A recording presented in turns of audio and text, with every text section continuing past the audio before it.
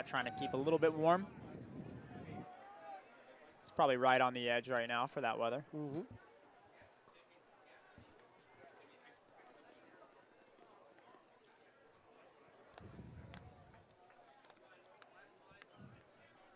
Wind has just about died out now. We'll keep an eye on it as we get closer to the distance races. I don't think any of you joining us for this ride today through day one of the Stanford Invitational heard my yawn, but that's an Eastern Daylight Time yawn, the trip in from Pittsburgh this morning, but not because of the lack of exciting track on the live coverage. On FloTrack, as we see a little bit of contact there in the group. I know I came from the indoor games up in Boston where indoor track is definitely a contact sport. You see less of that on the outdoor side, especially the 200 bank ovals where the forces of nature just push you down to the inside. And sometimes if somebody else is already occupying that space, that creates a problem. Yeah, you definitely see a little bit more of that at the start for the high school boys as they fight for position. The college boys, college men, I should say, usually a little bit more patient early on, but you'll see more of it later on is usually how that goes.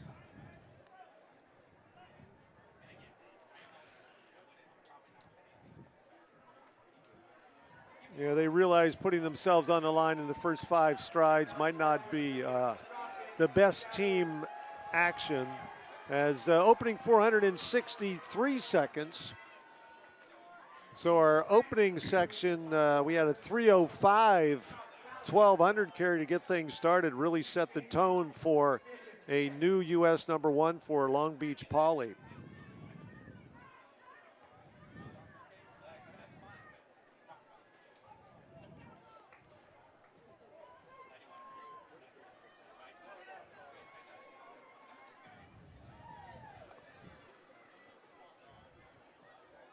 We are in Palo Alto, California, the home of the Stanford Cardinal. The banners on the far side proclaiming the women's national team championships in 96, 2003, one hidden 2006 and 2007, and the men winning in 1925, 28, 1934, and the year 2000 as you're watching the boys distance medley relay. This is the opening 1200 through 800 in 2:09.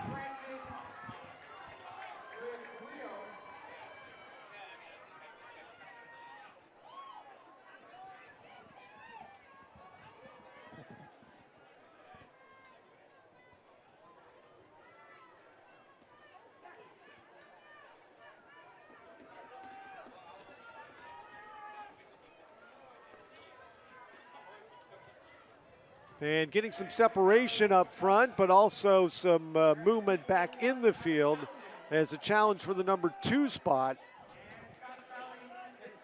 So that's Scotts Valley moving up into the #2 position. Again, our apologies to the fans of these high school runners. Without hip numbers, difficult us to pick out who we have, but here comes Scotts Valley. Side by side of the baton pass, 3:14, so about 8 seconds behind the pace of our opening section. But a battle here on the 400 leg. Down the back straight.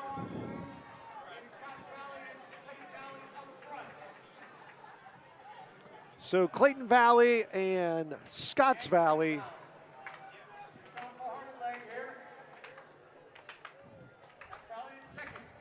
And Clayton Valley Charter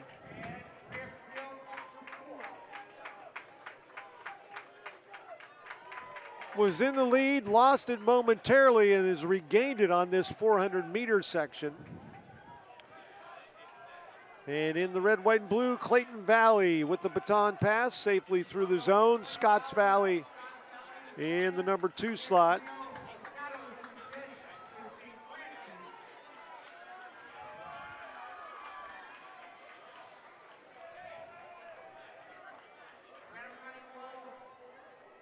Starting to pick up some afternoon shadows here in the Bay Area of California, just after 4 o'clock Pacific time.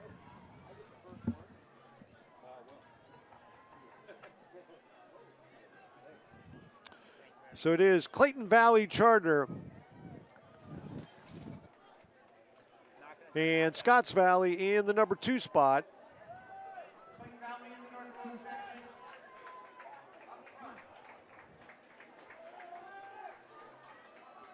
And our anchor runners are anxiously awaiting the baton. Clayton Valley and Scotts Valley, 1-2.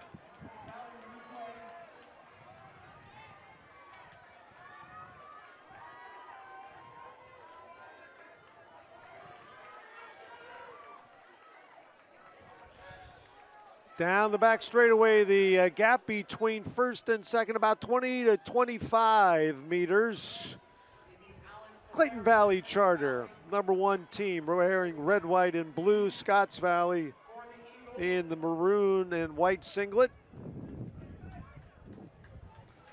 And our anchor runners walk down to the inside lane and wave their teammates in. Pass the baton for the final time. Clayton Valley Charter. Passes the stick at 6:08. Scotts Valley at 6:12.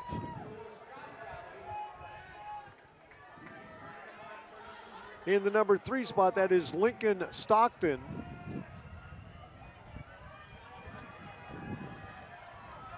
But Clayton Valley Charter leading the way.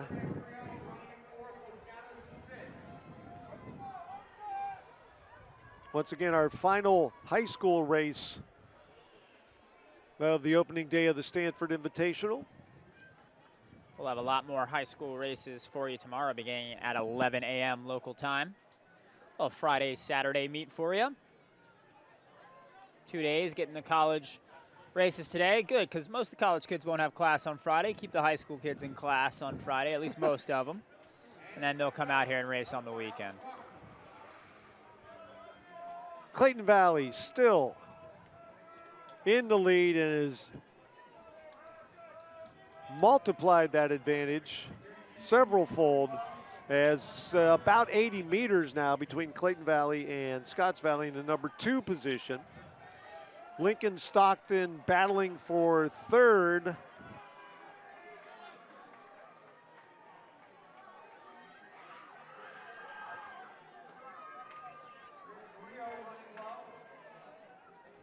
Thousand meters remaining for our leaders from Clayton Valley Charter.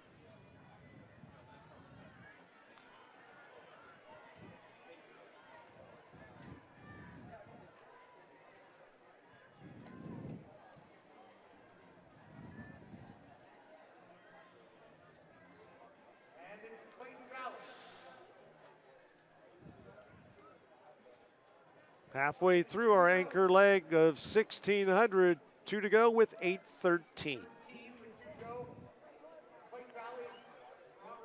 And the gap still growing over Scotts Valley. It's going to be a full 100 meters, and it is. The Clayton Valley anchor was over at the start of the 1,500 meters, while the Scotts Valley number 4 runner was just crossing the finish line. So 100 meters plus the gap between first and second in section 2 of the boys distance medley relay. We have a new number 2 team.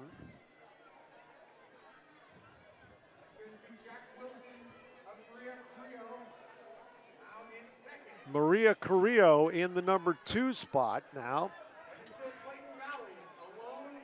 Coming up to get the bell, Clayton Valley Charter.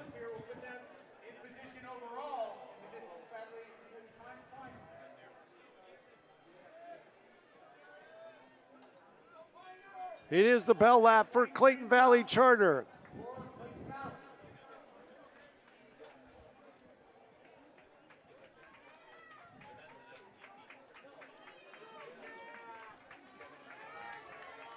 And the lead's still going to be at that 100 meter, almost 100 on the button once again between Clayton Valley and Maria Carrillo.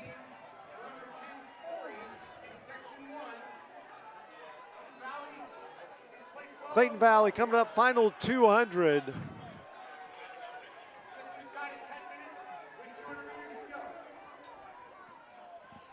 For Clayton Valley Charter.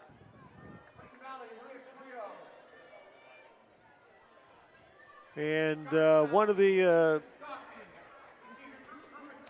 participants in this section has been lapped. So again, the final stage of this race going to continue for just a little longer as Clayton Valley Charter with the victory at 10:34.04. And Maria Carrillo will finish second.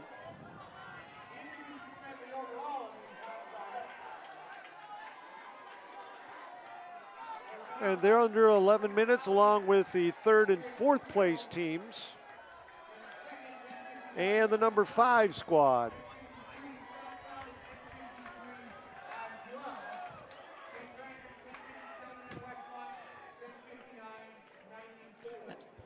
That'll be it for the boys' DMR. We'll take a little bit of a break here before coming back with the women's 400 meters. That's scheduled to go off at 4:13. It's about 5 minutes, but we have been running just a little bit ahead of schedule here, just enough to keep the meet rolling along. Real good work by the Stanford track and field team, and that'll be coming at you in a couple of minutes. So we'll send it to break and be right back with FloTrack.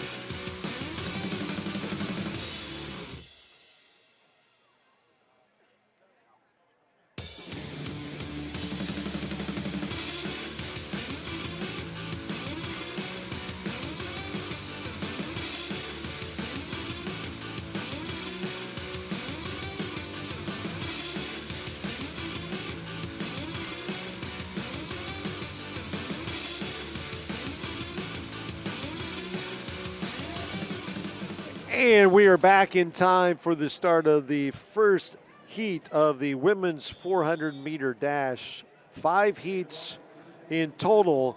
And my partner here today and tomorrow, Hayden Cox, in the legal profession or headed in that direction, it seems like we have a law firm in lanes 4 and 5, Whitaker and Willis. They are doing crazy things at 800. They're dropping down in distance to 1 lap. What do we see out of this race between 2 of the top half-milers in the country? I mean, these 2 are just so fun to watch. I mean, that had to have been just a massive party. It looks like, unfortunately, we have a scratch in 5, so only get to see Juliet Whitaker. So, well, I was about to say it was probably a massive party in the yeah. Stanford coaching office that day when they got both those athletes. But I mean, even just one of them is going to be fun to watch. Oh yeah.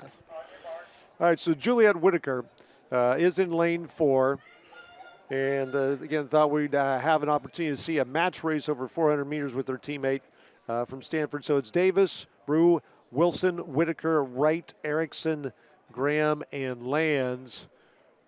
Lanes 1 through 9 with 5 being open for this opening heat of the 400.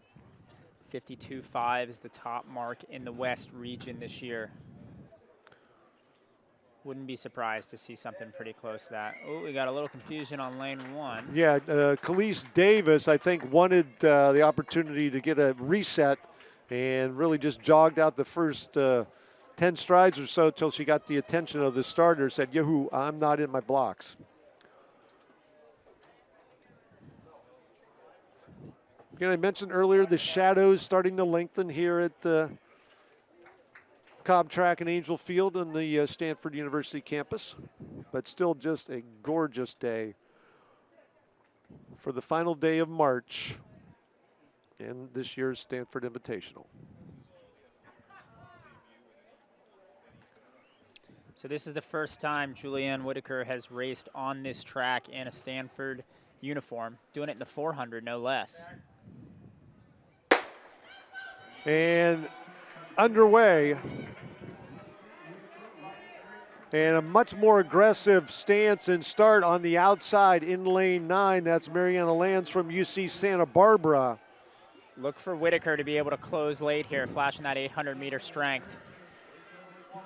And again, it is strength versus speed. So Whitaker sort of all alone in the middle of the track in 4.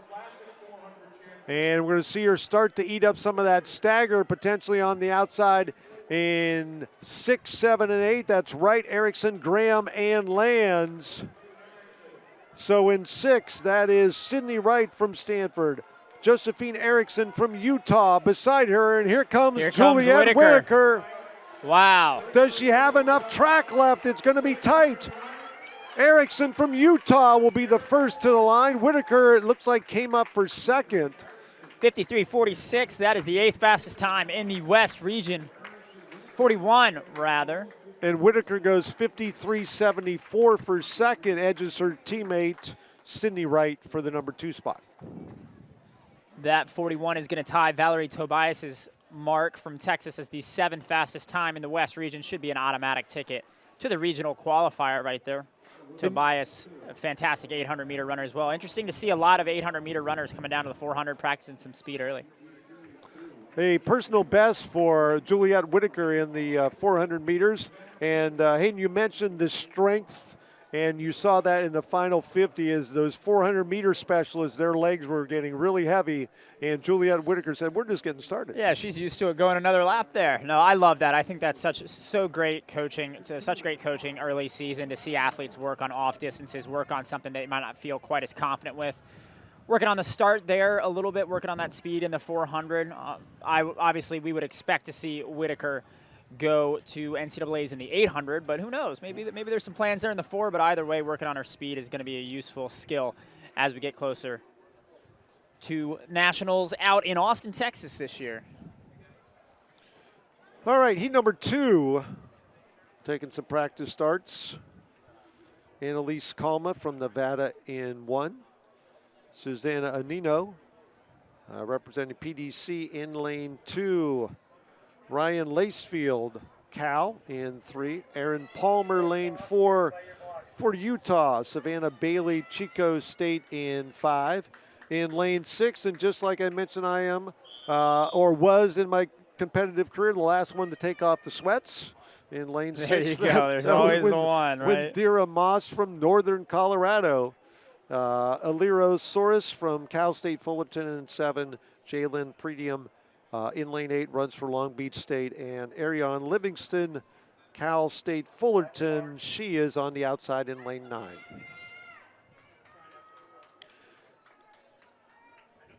Heat number 2, one trip around the track.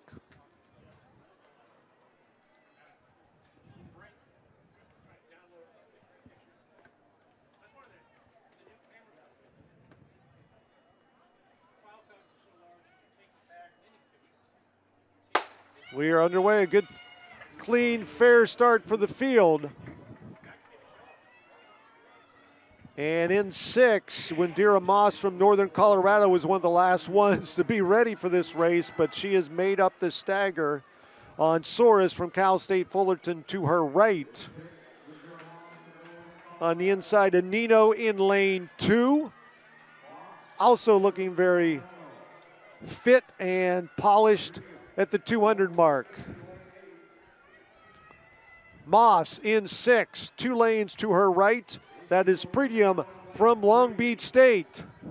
And then on the inside, Anino in lane 2. It is Anino and Pretium. Nino running really well, representing PDC. And Ryan Lacefield from Cal is going to make it a race. At the line, it is Anino by about 1.5 feet. 55.31 for the win. Lacefield at 55.36.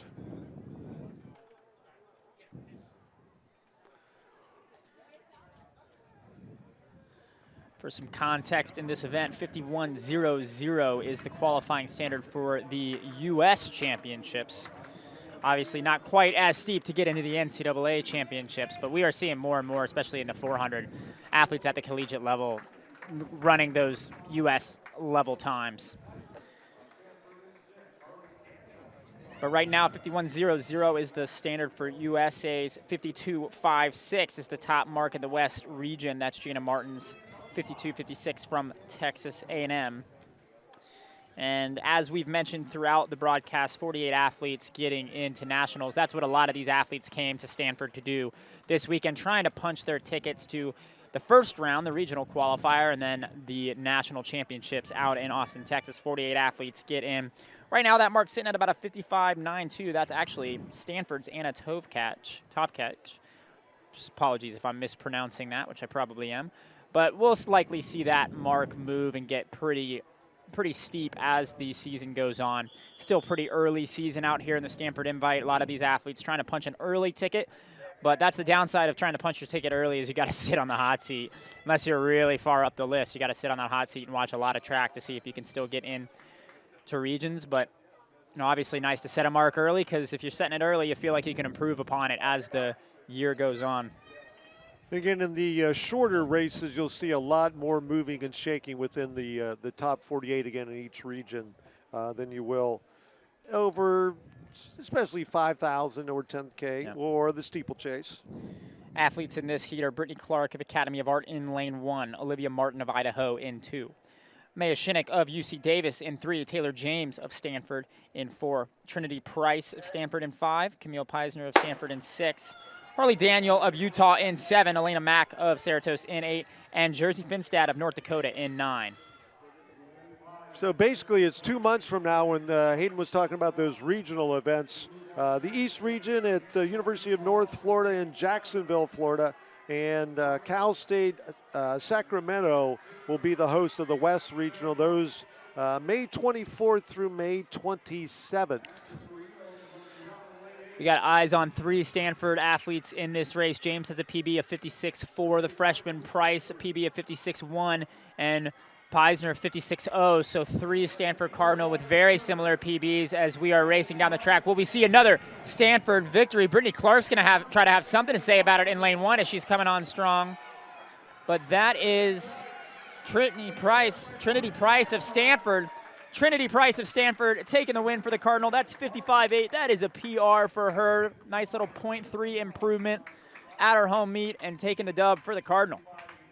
So official time 55:51, which that's usually not that big of a difference between the Electric Eye and the full FAT, but again, a big win and a big victory and a top time for Trinity Price from Stanford. Just 2 remaining heats. Yeah, that 55-51 is going to move her into the top 40 in the West region. She'll likely still have some work to do if she wants to hold on to the top 48 spots to stamp her ticket. Where'd you say it's going to be? Sacramento. Sacramento. Yep. In the West. First and round. Jacksonville in the East. Jacksonville and I like that. You're going about as far west as you can go, as far east as you can go, and meeting in the middle in Austin. That's right. All right, heat number 4 for the ladies, over 400 meters. In lane 3 from North Dakota State, they had a good start to this meet in the sprint and sprint hurdle events. Jasmine Williams in lane 3. Alexis Ford from UC Davis, again, one of the last ones to get rid of those sweats. Amy Warrington from Hawaii, she's in 5. Jaden Hill, California, is a scratch. In 7, we see Claire Howell. And in lane 8, Taylor Lee, she runs for Chico State. Howell also runs for North Dakota State.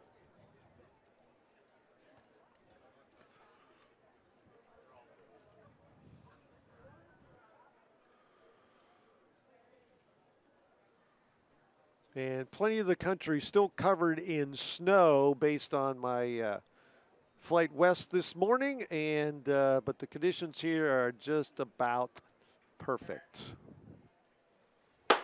Headed for the low 60s today at Stanford University for day 1 of the Stanford Invitational live on FloTrack. Phil Grove and Hayden Cox on the call. A couple of D2 athletes racing. 53.4 is the top mark in Division II so far this year. Not too far off the 52.5. We talked earlier about how those times have getting closer and closer. It used to be that, you know, top time in D2 might not even be in the top 50 D1, but over and over we're seeing D2, D3 marks starting to challenge Division I. Right in the middle of the track. In lane 5, Amy Warrington of Hawaii making the trip. And Cal's Jaden Hill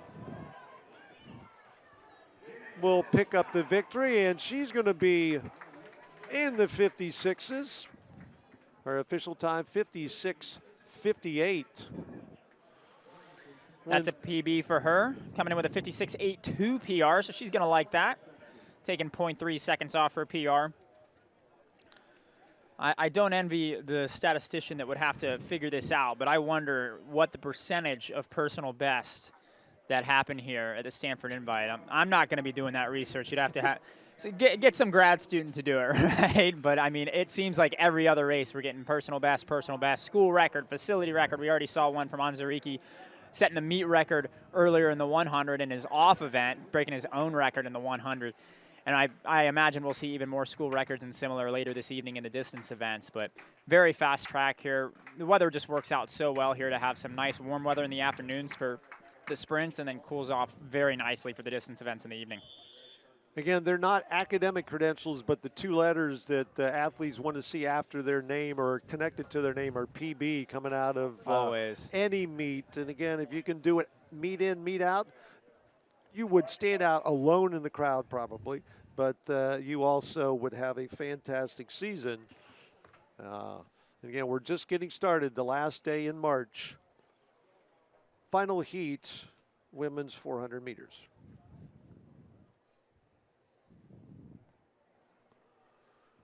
The field, Robinson, Marks, Armbruster, and Galen.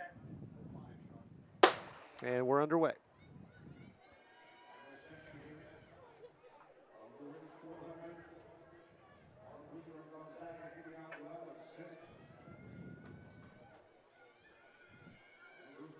And at this distance, you had talked about the difference between a D2 and a D1 athlete. I know a young man who's made an impact on the national and international stage at this distance, both flat and hurdles. Trevor Bassett ran for Ashland University in Ohio. Just a terror, a beast, that anytime that they're in a 4x4 within even a couple zip codes, it seemed like he could bring them home. But again, a young man coming out of a small high school in Ohio in the high hurdles, and really has just become a force. Again, one of the many youngsters in the 400 meters in the U.S.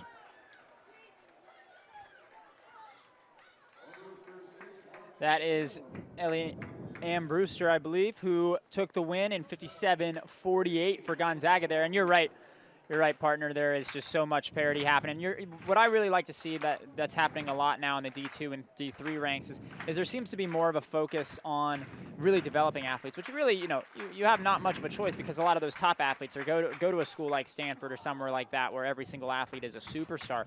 But at D2, D3, you can kind of have a lower key program, which works for a lot of folks, really have a little bit more emphasis on development, emphasis on school, which is, not that you're not getting an emphasis on school here at Stanford, but those D2 and D3 athletes get better over the course of their career consistently, and a lot of them, like Trevor Bassett, really make an impact on the professional level. So, you said earlier while we were watching some of the high school races that sometimes coming out senior year of high school, there's a little bit more difference in the development of an athlete. You have some athletes already ready to compete at the top Division I level. We just saw Juliet Whitaker, who's a prime example of that, who was ready to compete probably as a junior in high school. She could have beat a lot of collegiates.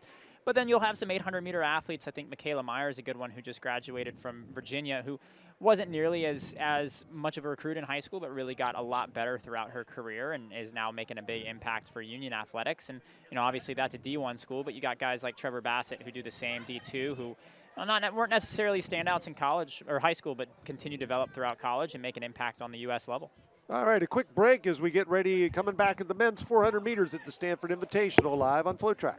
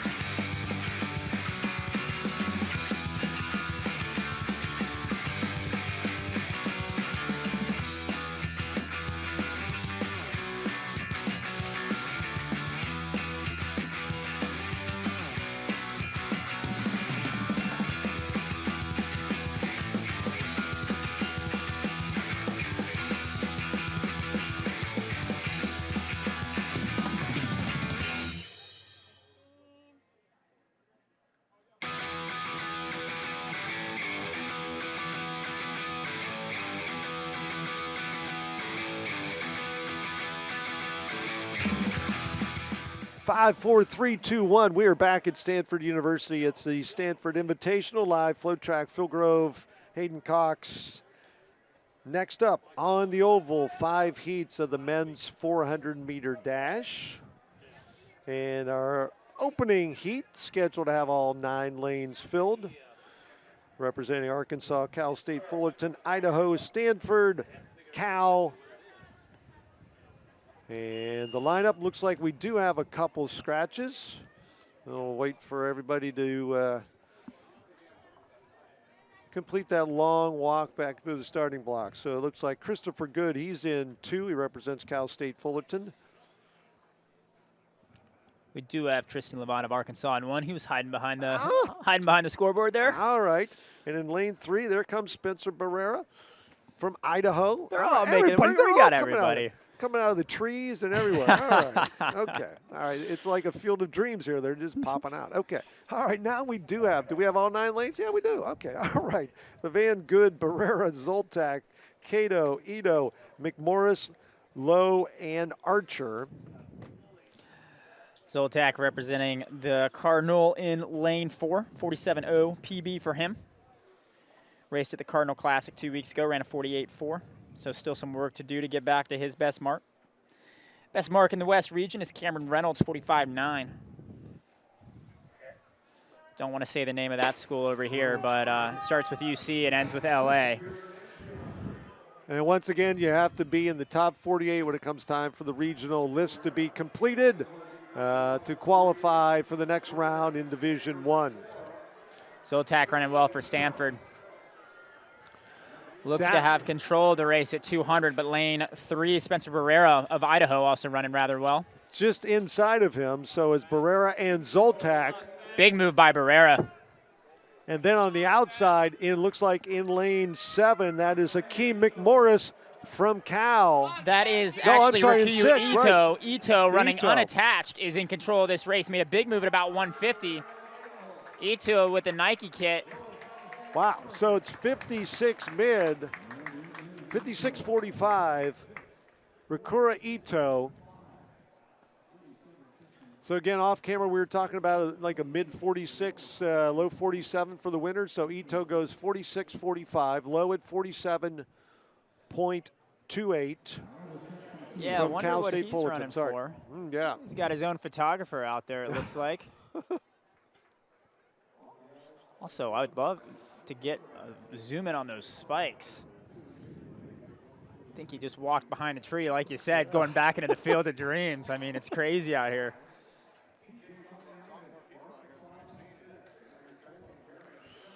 All right, heat number 2.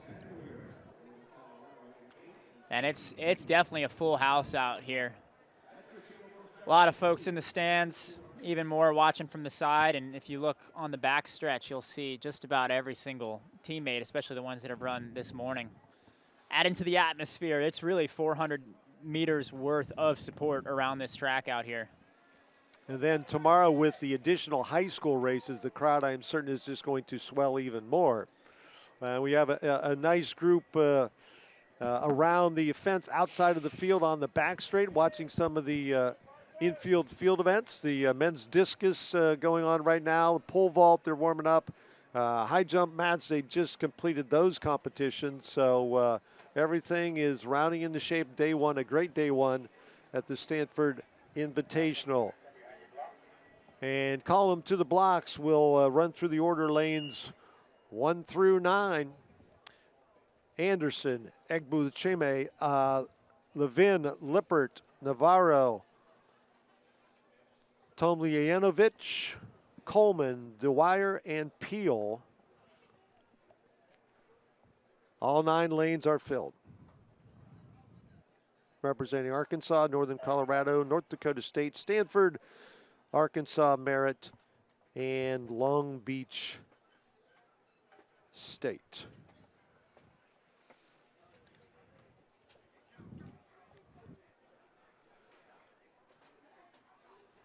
I always laugh with the Stanford athletes. Most of these athletes, when you type in their name, you go to TFRS, you look for their results, right? With the Stanford athletes, you type in their names, their LinkedIn's pop up before their TFRS does. Lippert is about to be a software development, or he already has been a software development engineer intern for Amazon. So Carson Lippert, he's in 4. Gabe Navarro is in 5 for the home team. And Lippert has gained the upper hand in the battle of the Cardinal runners in the middle of the track, and he's also chewing up the stagger out in 6 and 7. Navarro's got the better PR, though. He's run 47.2. We'll see if he can close this back up and get back up with his teammate. Carson Lippert, a junior. He's running the 2 and the 4 this weekend. He'll have the 2 tomorrow. PR'd in the 100 at the Cardinal Classic 2 weeks ago. Trying to catch up to the outside from Northern Colorado, August Van de Weyer, and his teammate on the inside, yes. So they go 47 mid. Like Buchelum in second. Both Northern Colorado. We were giving the home team some bias here, but it was Northern Colorado. August Van der Weyer of Northern Colorado taking the win, followed by Rafael Egbuchilum. Great run in there, 47.52 for the winner. Now, Hayden, I know we have not been in the direct sunlight all day, but you just threw your jacket on. What's that an indication of? It's an indication that I spend too much time in Austin, Texas, where it's 85 degrees every day. I don't want to admit how many layers I'm wearing right now in a 60 degrees probably, yeah, 65. But that's what I like to tell my athletes when I'm coaching the 5K and the 10K is it's 59 degrees. Wow, 59 degrees. Yeah, when I tell my athletes, if you see me shivering on the sideline, you better run fast because it's good distance running weather. Well, yesterday I had the ice scraper out, and it was really difficult outside of Pittsburgh. This morning I didn't have to scrape my car, so that was good. Well, there's a reason the Stanford Invite at this time of year is not held in Pittsburgh. That's for sure. Beautiful weather here in Palo Alto. Putting the jacket on, you're right, but can't complain. This is what track's all about. Beautifully sunny day here. Just partly cloudy. Just enough to prevent you from having to put the sunscreen on. We'll have Heat 3 next up on the track. Heat 1 is currently open, but I'm going to give him his name anyway because he could come out of the trees. Who knows? Dion McCrary of UC Santa Barbara is scheduled for lane 1. Kian Maher of UC Davis in 2. Isaiah Emerson of Cal State Fullerton in 3. Macarios Page of Academy of Art in 4. Malik Pabin of Cal State Fullerton in 5. Cardinal Ulafemi Cole in 6. Brendan Fong of UC Santa Barbara in 7. Luke Stewart of UC Davis in 8. And Zach Larrier of Air Force in 9. Is just as I called it. McCrary comes out of the trees there, and he will line up in lane 1. Yeah, we've got this nice, beautiful evergreen blocking our view of kind of this last corner where there's some water coolers tucked away, so some athletes getting a last sip of water before they start. Oh, you ruined the surprise. I was going to say at the end of the evening I was going to walk over the other side of that tree and see what's over there. Some type of portal like Harry Potter and company. You know, you touch the cup and boom, there you are. You're in lane 1. Cole of Stanford comes in with a 48.0 PB. He's a sophomore. Ran in a 200-meter PB indoors at the Razorback Invitational, 21.86. Ran all right at the Ken Shannon Invite in the 400 a few weeks back, 48.9. Again, you mentioned the Tyson track, one of the fabled indoor tracks that everybody seems to run extremely well there. Yeah, a little bit of a closer trip from Palo Alto than Boston is. Not quite as quick of a track, but still pretty great. That's the Academy of the Art athlete, yeah, Page, Macarius Page. Running a very good opening 200. He's made up the stagger on just about everybody. We've seen a handful of Academy of Art athletes get out really well, but we have seen most of them tie up near the end. We'll see if he can rewrite the pages here. And Isaiah Emerson on the inside from Cal State Fullerton is charging hard in 3, and here he comes, and that scenario is playing out once again. It is Emerson from Cal State Fullerton with the win. His time, 47.51. I think we just got a small PB from the Cardinal Cole. We did. .12 comes off Cole's PB. A little bit more than that, .19. Yeah, that's right. Cole with a PR nonetheless for the Cardinal in 3rd.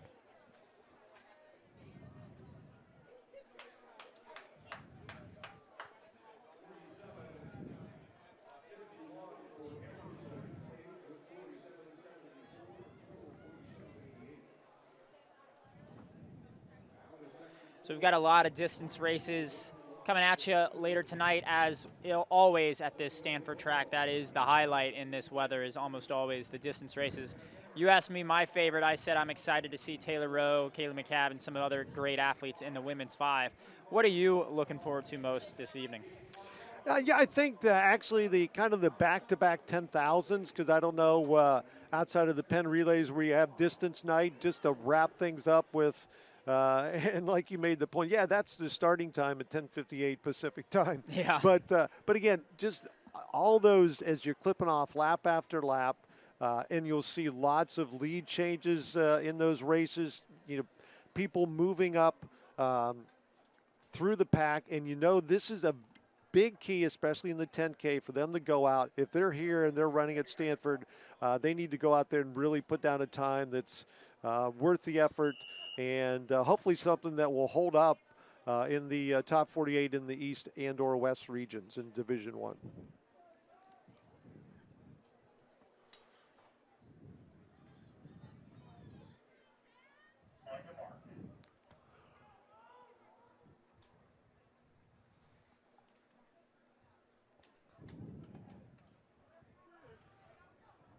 All right, lanes 2 through 8, the field.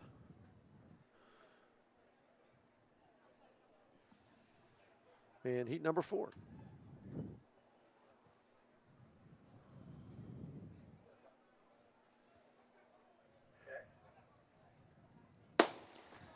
It's Brian Lee of Western Washington in 2, Omogadabde Obo of Academy of Art in 3, Grant Van Emmerich of Cal Poly Humboldt in 4, Isaac Huntington of North Dakota State in 5, Ethan Carney of Arkansas in 6, Jaden Bartholomew of Arkansas in 7, and Ty Thompson of Chico State in lane 8. All right, it's just like Groundhog Day once again. Obo from Academy of Art in lane 3 is just eating up this field through 200 meters. We'll see if he can close this out, as some of his teammates haven't been able to. He's got the lead coming into the final 100 meters.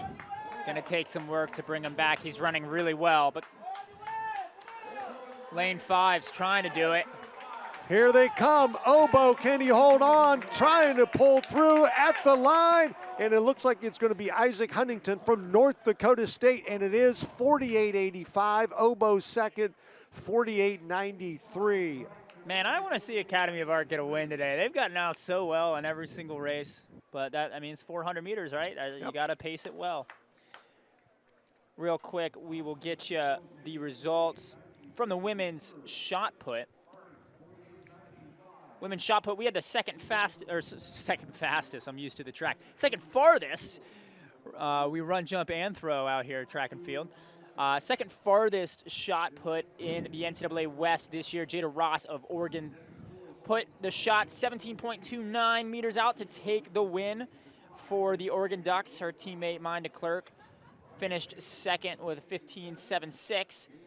Rounding out the top 8, we have Mia Silverster of Idaho in 3rd, Nana Gayudu of Washington State in 4th, Dana Langseth of Wisconsin in 5th, Keena Curry of North Dakota in 6th, her teammate Allison Lardy in 7th, and Dolly Gabri of Utah State in 8th.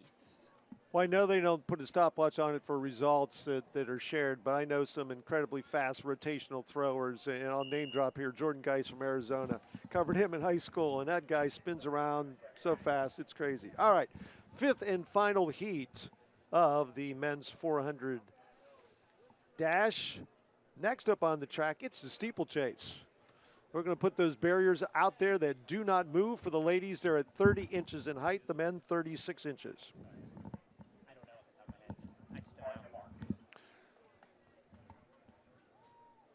All right, we do have a full field, lanes 3 through 8. Landsill from Wisconsin, Curl from North Dakota State, Wheeler, Weber State, his teammate Bro in lane 6, Payne and Amborn from Chico State, and running for the Wisconsin Badgers.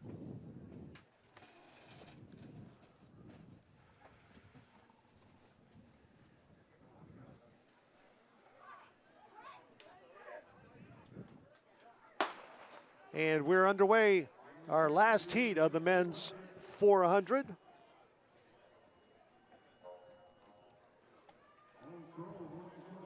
And North Dakota State's Colin Curl is motoring down the back straight. It's made up 2 of the staggers to his right, going into the turn. But on the outside in 7 and 8, Brian Payne and Cade Amborn from Wisconsin.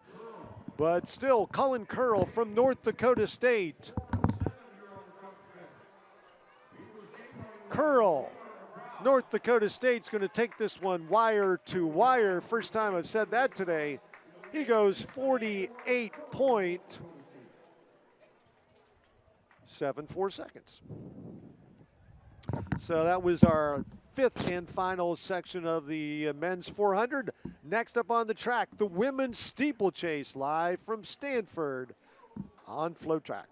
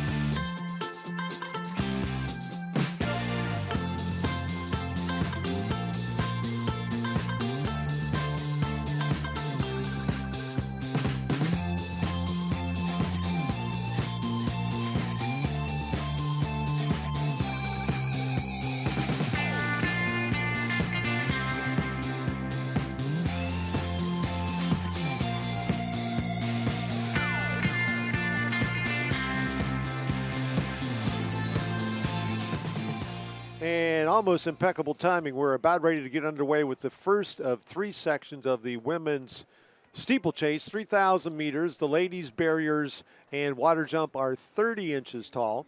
The men go 36-inch obstacles in their way. And again, total of 3,000 meters, just over the 7.5 laps if they were running the flat distance without the barriers. The water jump is inside the rail, traditional rail on the oval. It's actually on the far side of the field, as far away from us as it can get, and we don't have the greatest view of it, as Hayden was just pointing out.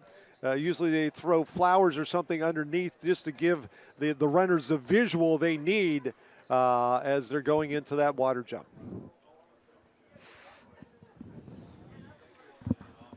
First heat scheduled to have 14 runners, and as it turns out, I just scrolled down.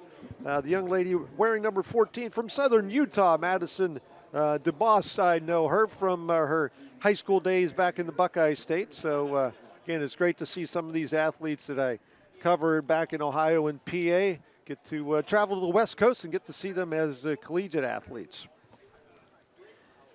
Yeah, we are gearing up now for why you come to Stanford, the distance events as the sun is starting to set here in Palo Alto. We've got 3 heats of the steeplechase. They don't mind a little bit of sunshine.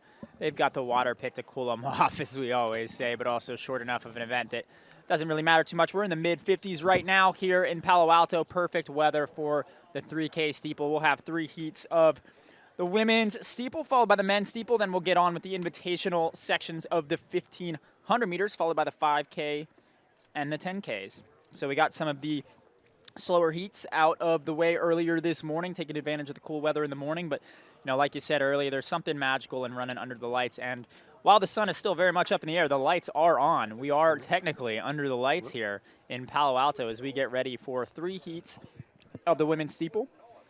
10:20 is the top mark in the NCAA West region so far this year. Right now, sitting on the hot seat is Jada Lyles of UNLV with 11:51 to get in to the regional qualifier. But as we've mentioned, there's still a lot of track to be run, so we would expect that mark to get much, much more competitive, which I would imagine most of the women in this heat, most of the women that we are about to see are going to be having that in the back of their mind of how do I qualify for the NCAA regional meet. All right, we are right on our scheduled start time, so it looked like the field was getting ready to get on it, but nope, they've just sort of, the starters have gotten together. They got the red blazers pulled together on the back straightaway, and our field of 14 scheduled athletes in the first 3 sections. Again, we'll go from the slowest seed times to the fastest.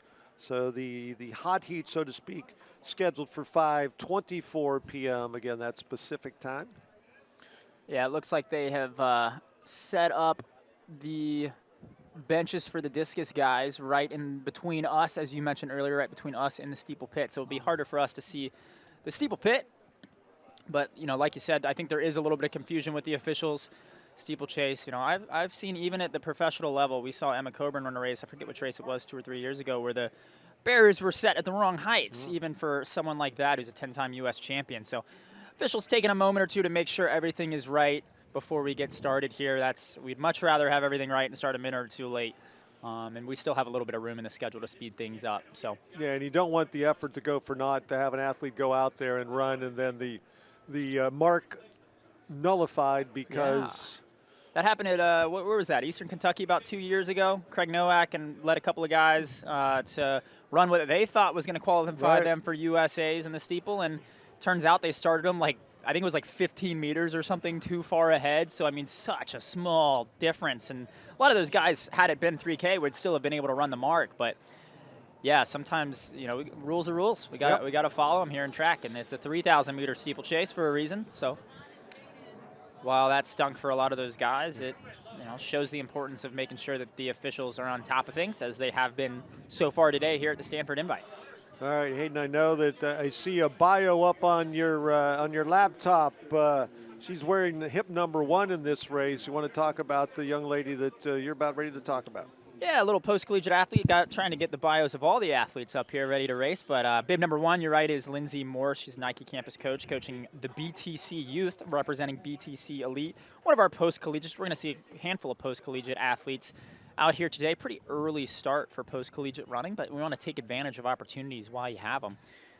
She ran for Illinois State University, and now, as I mentioned, is representing BTC, or as some folks might know him, Bowerman. Heard that name once or twice. Nice little pipeline for the Stanford athletes, that's for sure. All right, we are underway. And like you said, the length of season for most, it will end in June, potentially at the U.S. Championships, but for others going on to the World Championships, they may not want to be racing just yet. Still putting in that winter mileage and focusing on building a base and a core and everything else that goes into success in their 4 wide, and again, they're on the flat until they hit the first, and hopefully don't hit, but until they approach the first 30-inch barrier. Yeah, I'll walk you through the starters in this race. Like we said, Lindsay Morse is bib number 1. She's in that black kit on the outside. Number 2 is Alexander Barber of Portland State. Isla Davis of Western Washington is 3. Oakley Olson of Utah Valley is 4. Anna Hostetler of Liberty is 5. Kaylee Thompson of BYU, bib number 6. Bara Stibolova of Portland State is 7. Eva Rothmeyer of Cal State Fullerton is 8. Rachel Kreitzer of Air Force is 9. Alex Reichert of Colorado School of the Mines is 10. Rachel Victor of Cal Poly is 11. Kiki Connell of Iowa State is 12. Nina St. John of Cal Poly 13. And Madison DeBoss of Southern Utah is 14.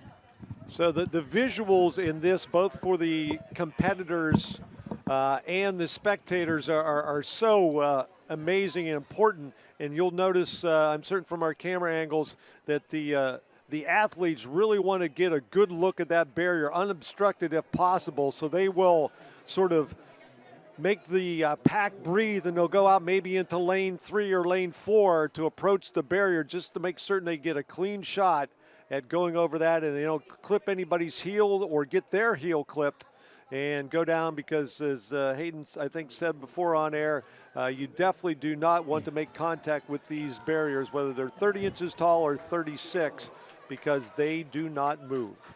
Yeah, definitely not my event, but my head coach in college was Robert Gary, a 2-time Olympian in this event, so I got to watch firsthand a lot of steeplechase training with some of the athletes there.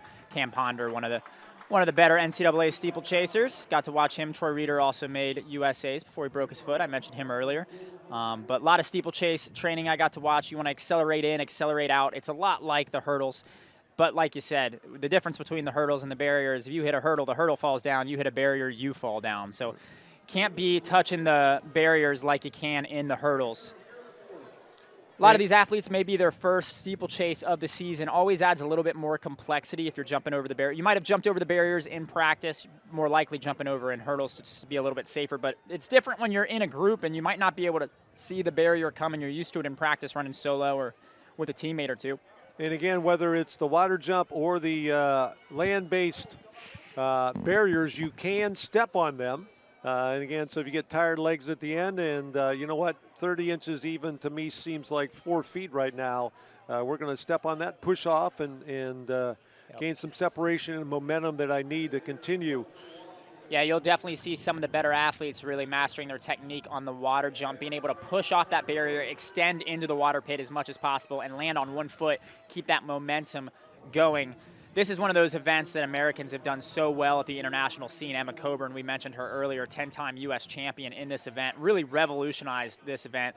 Showed that you don't necessarily have to be the best 3,000 flat meter runner, as you know, she beats a lot of the Ethiopian Kenyan runners who have much better 3K, 5K PRs, but she's just a better technician. Speaking of technician, we did see a little bit of a stumble there from Lindsay Morse. She starts to hesitate just a little bit. That's the other thing they don't really talk about too much in the steeplechase. We see the barriers, and obviously we know that's complicated, but what you don't notice as much is you take one bad step, you mess up your ankle a little bit, you jam your foot, that's going to impact you for the rest of the race, and that fatigue is going to build up. So that technique, while obviously it helps you run a little bit faster and conserve energy, can also, you know, you have one bad hurdle in the first or one bad barrier in the first couple laps, it can really create some problems later in the race. And I know there's a misconception out there floating around the track and field community that if you're in the steeplechase because you weren't fast enough for the 1500 or, didn't have a finishing kick for the 5K. But no, that's not necessarily true.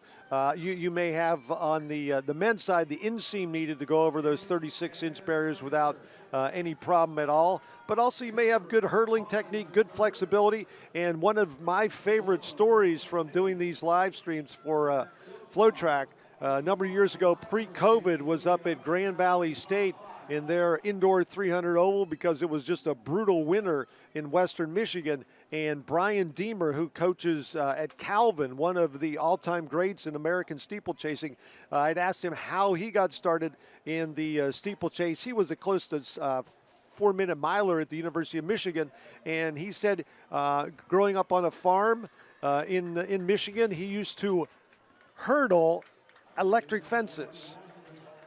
And that'll teach you not to land on it, won't it? That's right. No contact. Do not. And I was just dying when that All-American, all-time great in the steeplechase gave that knowledge to me. I'm like, you got to be kidding me. And he said one time he accidentally hit the electric fence because he didn't realize it was there. So as they go through the water jump, once again, we see the splash and the landing.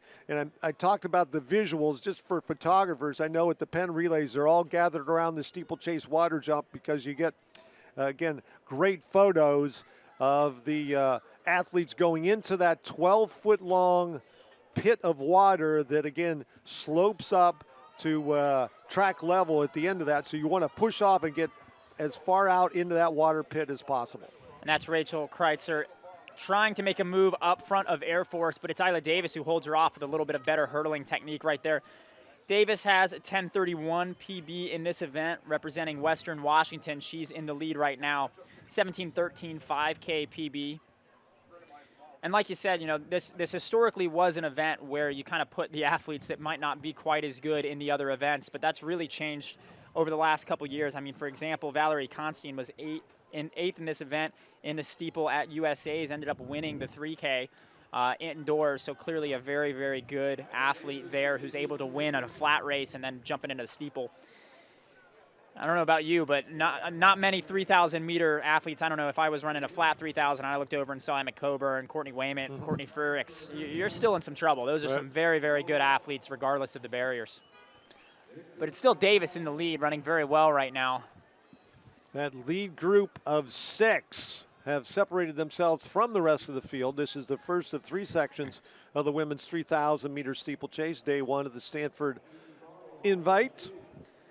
Davis, just a sophomore. She ran a PB in the 1,500 2 weeks ago at the Oregon Preview for 4:36. So coming up, 2 laps remaining, just under 800 meters, but more importantly, those 8 barriers and 2 water jumps. And that lead group of 6 cleanly over. Rachel Victor there with a little bit of a stumble. She's in second, thinking about moving up into first. She's a transfer from Sacramento State, now running for Cal Poly. She's got an 11:09 PB. A lot of range on her. Ran 2:24 in the 800, 38:01 in the 10K. You don't see a lot of athletes do the 800 and the 10K, but perhaps just trying to figure out what she's best at, getting her feet wet, as they might say in the steeplechase.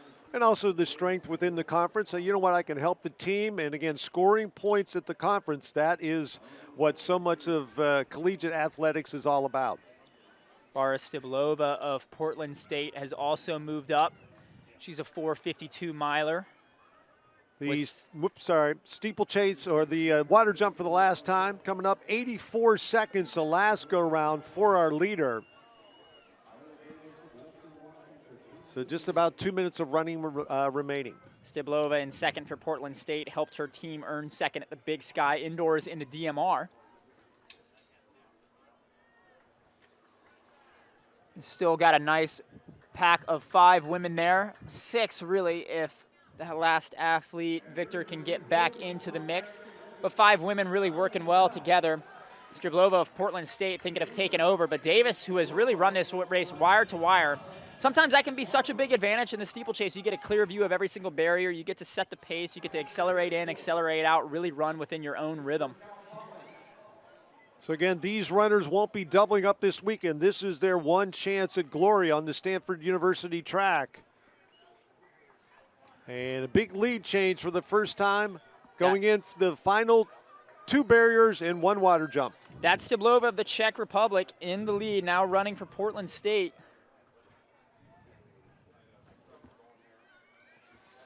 Barbara Steeplechase ran at Charles University. So you want to pronounce that high school in the Czech Republic for us? I'll pass. All right, last water jump for Barbara Steeplechase. Executed well, keeps moving, a little bit of a stumble, something for coach to work on, but keeps the momentum moving, stays on her feet. And we know the race is not over until you cleanly are over that final barrier, because it can be a lot taller than 30 inches, or it seems that way. Up and over in a big run out, and here comes the field. The close, that is Kiki. No, that's Isla Davis, who had run so well. Isla Davis of Western Washington. Kiki Connell of Iowa State was who you were going for in second. Great closes by both of them. Wow. And it looked like with 50 to go that Connell was going to be the one that picked up the #1 signifier from this event, but no, it is Isla Davis from Western Washington. That's got to be one of the top times in Division II in that event. 10:24 is the top mark. What was the final mark there? 10:21. 10:21. So we have a new NCAA D2 lead there from Isla Davis of Western Washington. Great racing by her. Just a sophomore. Wow, and I mean, it is early season, but to already be at the top of the Division II list, that is fantastic work.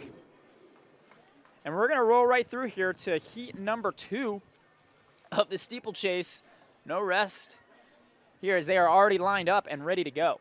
And you mentioned how she dictated the early pace, gave up the lead briefly, but then closed very well. So either she found another gear she didn't realize she had, or just was confident in her close coming off that last barrier, that long run out to the finish line. All right, we're up for heat number 2.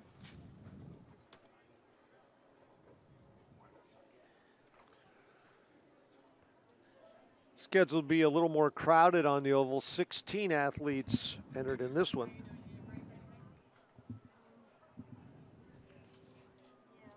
As we get closer to these later heats, 9:35 is the magical mark to qualify for the U.S. Championships.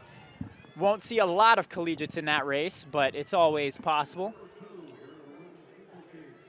Last year we saw Kaylee DeLay of Yale get 10th. We'll actually get to see Kaylee DeLay. I knew that was familiar. So Kaylee DeLay was 10th at the U.S. Championships in the steeplechase last year. We'll get to see her later today in the women's 5,000 invite, foregoing the barriers early season.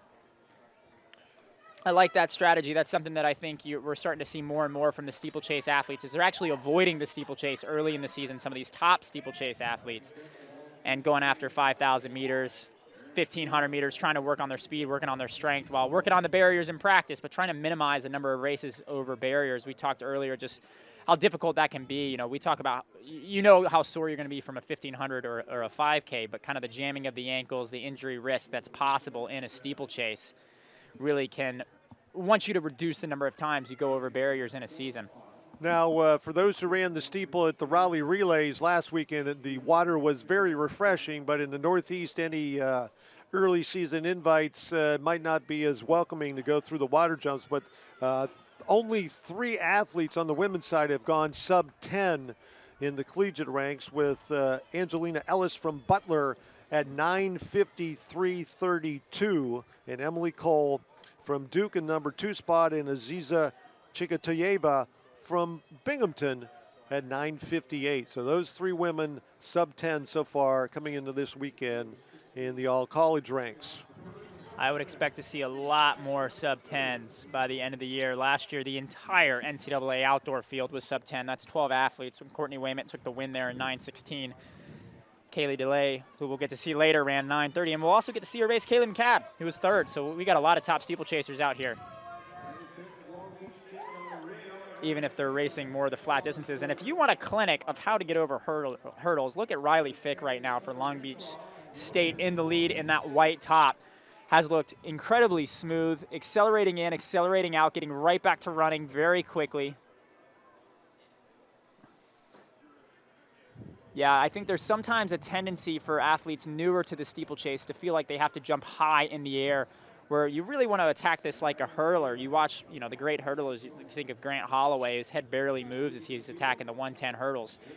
Riley Fick doing a great job right here as well, keeping her body position really smooth, attacking it with her hips, getting over the barrier, but not wasting any energy and getting right back to running as soon as possible. Yeah, you see the visual ups and downs as they're going over the barriers and or water jump. But again, trying to keep it as steady as possible. And Hayden, you mentioned your collegiate coach, Robert Gary, a standout and head coach at the time at The Ohio State University, one of the top and fastest American men in this event. Even though you never ran the event, did you ever have a chance just to lend an ear to some of the technique or the strategy that he imparted on his runners down at Furman? Well, one of the advantages of being the slowest guy on the team is you end up working a lot with the women. So I got to watch Ali Bahalski, who we've now seen be fifth at the U.S. Championship. She was second in the NCAA 5K. For a while there, she was trying out the steeplechase, and while I like to say I was pacing her. Some of my guy teammates will say that she was pacing me through some workouts. I got to see her work on her hurdle technique, got to witness Coach Gary front and center as he's working on one of his best athletes, because Allie was one of the top steeplechasers in the NCAA before she decided to focus on the 5K. So, really what he emphasized was accelerate in, accelerate out. You want to be getting back to running as quickly as possible. And the other thing that's really hard for some of these distance runners, especially those who may lack some of the mobility, is really extending out that leg, thinking it like a hurdler where you're attacking the hurdle. You're getting over it as quickly as possible, which we're seeing from a lot of these women here. Ariane Chia of Mexico Team Galvan, I'm going to assume that's in reference to Laura Galvin, who's just revolutionized Mexican long distance running, winning the gold medal in the women's 5K at the Pan Am Games in 2019. Chia up front in that green top, looked really good over the water jump, and has looked smooth over the hurdles as well. The Garys, as you had mentioned, husband and wife, one of the couple coaching teams down at Furman and the Southern Conference, where they just dominate like crazy, both on the cross and then on the distance side. Yeah, definitely not on the outdoor track, though. That's the disadvantage of not having anybody under the 800 meters. We don't win any track championships, but you're focused on one thing. As we used to say, why would you be good at a lot of things if you can be great at one thing? And Furman definitely has done something special there on the distance side. Not a lot of schools that small being that successful. Yeah, I think 10 and 10 in a row in cross country, Southern Conference. Yep, got our 10th victory this year. All right. Okay, again, Chia still in front, coming up to the water jump once again. While there's only 5 obstacles, in my estimation, much more physically demanding than the 10 that you get in one trip around in the 400 hurdles. And again, they're doing this 7 times with the obstacles, with the barriers in the way. As our lead trio, Chia setting the pace. Yeah, to my eye, that's Chia, and she is followed by the BYU athlete, that is Maddie Moffitt, who's worked really well to get up there, and Tan of Southern Utah also in the mix. Well, I'd mentioned before that none of the athletes would be doubling, but Moffitt is entered at least in today's 3K and also the 5,000. I can't believe that. I hope so she's obviously pacing. she's, maybe an extra 1,000 meters or just a plain scratch would be a nice touch. Not unheard of to have some of these athletes, it's getting more and more common on the professional level, and of course that bleeds into the college level, doing some workouts after your race, trying to maximize hard days hard, easy days easy. So, obviously the track's going to be a little bit busy after the steeplechase. Maybe coach said, hey, let's get her in the 3,000, or let's get her in the 5,000 and have her pace 3,000 meters of it. Yeah, even the section number 3 is coming up in just over 2 hours. So, after a physically demanding 3K steeplechase to come back and even run the first kilo. Yeah, that's tough. Yeah. One thing to go run a couple miles, come back to do something hard, and then cool down a last mile or two, but that's pretty challenging. All right, so Chia Moffitt, 1-2. And the number on the board says 2 laps to go. The clock reads 7:14. Haley Tan of Southern Utah. 10:17 PB for her, the senior. Maddie Moffitt has a 10:24 PB. We might see a new top time here in the NCAA West. And 10:24 at Raleigh Relays, like you said, from Grand Valley State. Well, that's the top D2 time, rather. Top time in Division I is 10:20, which I think still could, in the NCAA West, I should clarify, is from UC Irvine, that 10:20. Remember, you know, indoors we're all interested in the national rankings, right? Top 16 getting into the national meet. Outdoors, we could care less about what the other side of the country is doing. This is true. We just want to be top 48 in our region, top 48 to punch your ticket this year to Sacramento for the first round of the NCAA championship, and hopefully going there to punch your ticket to Austin for the NCAA championships. Ariane Chia leading the way. She's done much of the pace work, even though she had immediate company. Now she's got some separation, 10 meters between herself and Haley Tan from Southern Utah, as Maddie Moffitt had a very hard landing in the steeplechase that time, only going a couple feet beyond the barrier. As you see more of that as the, again, tired legs going over these barriers lap after lap after lap. 7 laps full of barriers. Chia coming up at the bell, and she is going to be right about 8:50 with a lap to go. There it is, 8:50. So it is Chia, then Tan, then Moffitt, and then fourth now is Riley Fick from Long Beach State. You talked about her hurdling form earlier. Yep, keeping her in. Chia's running really well. She just ran 4:44 2 weeks back down in Mexico for the 1500 in Leon, Mexico. And it looks like, barring disaster, which we shouldn't say because it is the steeplechase and disaster is all too common, but she is in control of this race. And Riley Fick now moving up from 4th to 3rd and really threatening for the number 2 spot that's currently occupied by Haley Tan from Southern Utah. 1 water jump to go for our leader, Ariane Chia. Yeah, safely through. This is such a crucial water jump. It's so much harder late in the race when you're tired. Tane and Riley Fick both get through all right. The BYU athlete stutters a little bit, so that might have just gotten her out of second. Riley Fick re-accelerating here, trying to get second, but it's going to be Chia over the last barrier. Nothing but flat running between her and the finish line, and she's going to go sub 10:10, that's for sure. So Ariane Chia with the victory over the collegiate athletes, but Riley Fick, despite the 2-footed landing in the final water jump, goes number 2. 10:06.45 for Chia, 10:12.84 for Fick, as Haley Tan from Southern Utah runs 10:15. 9:48, the national record for Mexico in this event. Chia probably has that in her mind, hoping that's something that she can chase down. Great work from her today, though. And our final runner in heat number 2 across the line, and our final heat, the hot heat, with the fastest seed times coming in on the back straightaway, ready for the starters' commands. Yeah, really excited for this race. Kaylee DeLay entered, one of the top steeplechasers in the U.S. Make sure we got eyes on her before I give you her bio. Scheduled to have 11 out there. Yeah, our commentary box position is on the opposite side of the track, so difficult to eyeball them from there. It's definitely Malia Pivic of the Oregon Ducks in 3.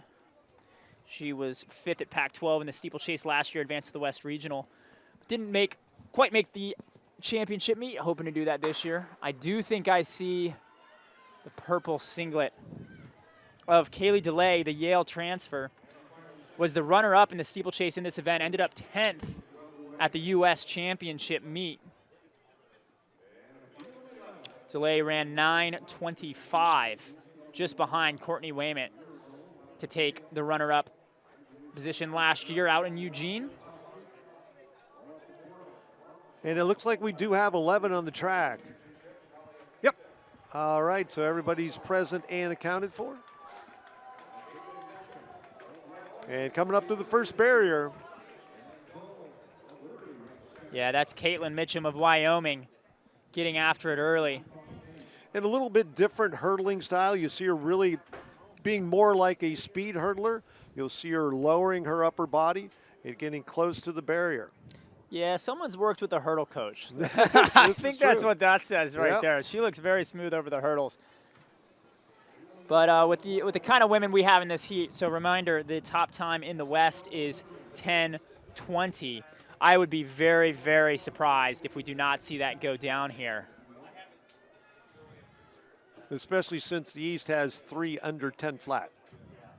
Yes, very true. That's the standard these days. You honestly have to get significantly under 10 if you want to compete at the NCAA level. Last year, Courtney Wayman's top time. Now, mind you, she made the U.S. team, so she was running at a different level last year. She ran 9:16 to win the NCAA championships last year. Don't think we'll see that in this race today, but would love to see a sub-10 or a few of them. All right, so quite a margin between our leader, again, Caitlin Mitchum from Wyoming. Yeah, you mentioned her form over the barriers is definitely more of that 400-meter hurdle type, attacking the hurdle, and it seems like her race plan is more of the sprint kind of race plan. Get out there quick, make sure she has a clear line of sight on the hurdles. Although it is quite popular, especially in these early season races, for athletes to just run 2K of their first steeplechase. Just get them comfortable with the barriers. But no idea. We don't have that information up here in the booth, so I'm just taking my best guess. But it is possible to see some of these athletes just running 2K. Well, if you go to TFRS, you will see, the 2K rankings. So there is that actually as the official distance.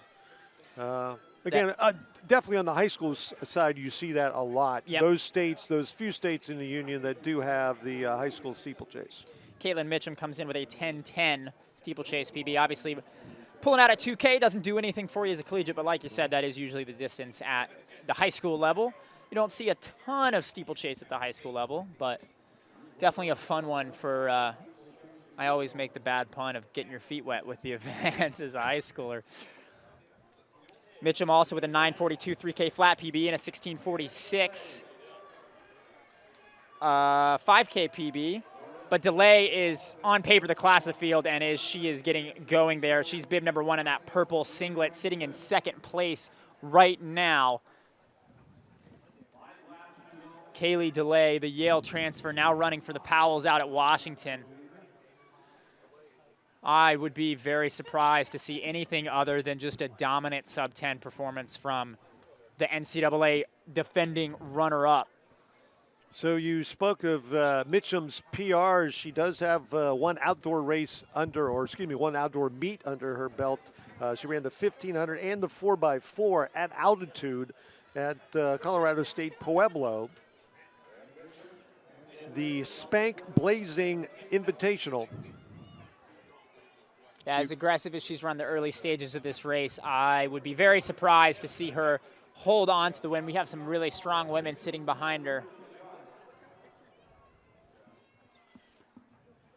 We have Laura Taborda in third right now. That's the Arkansas Razorback.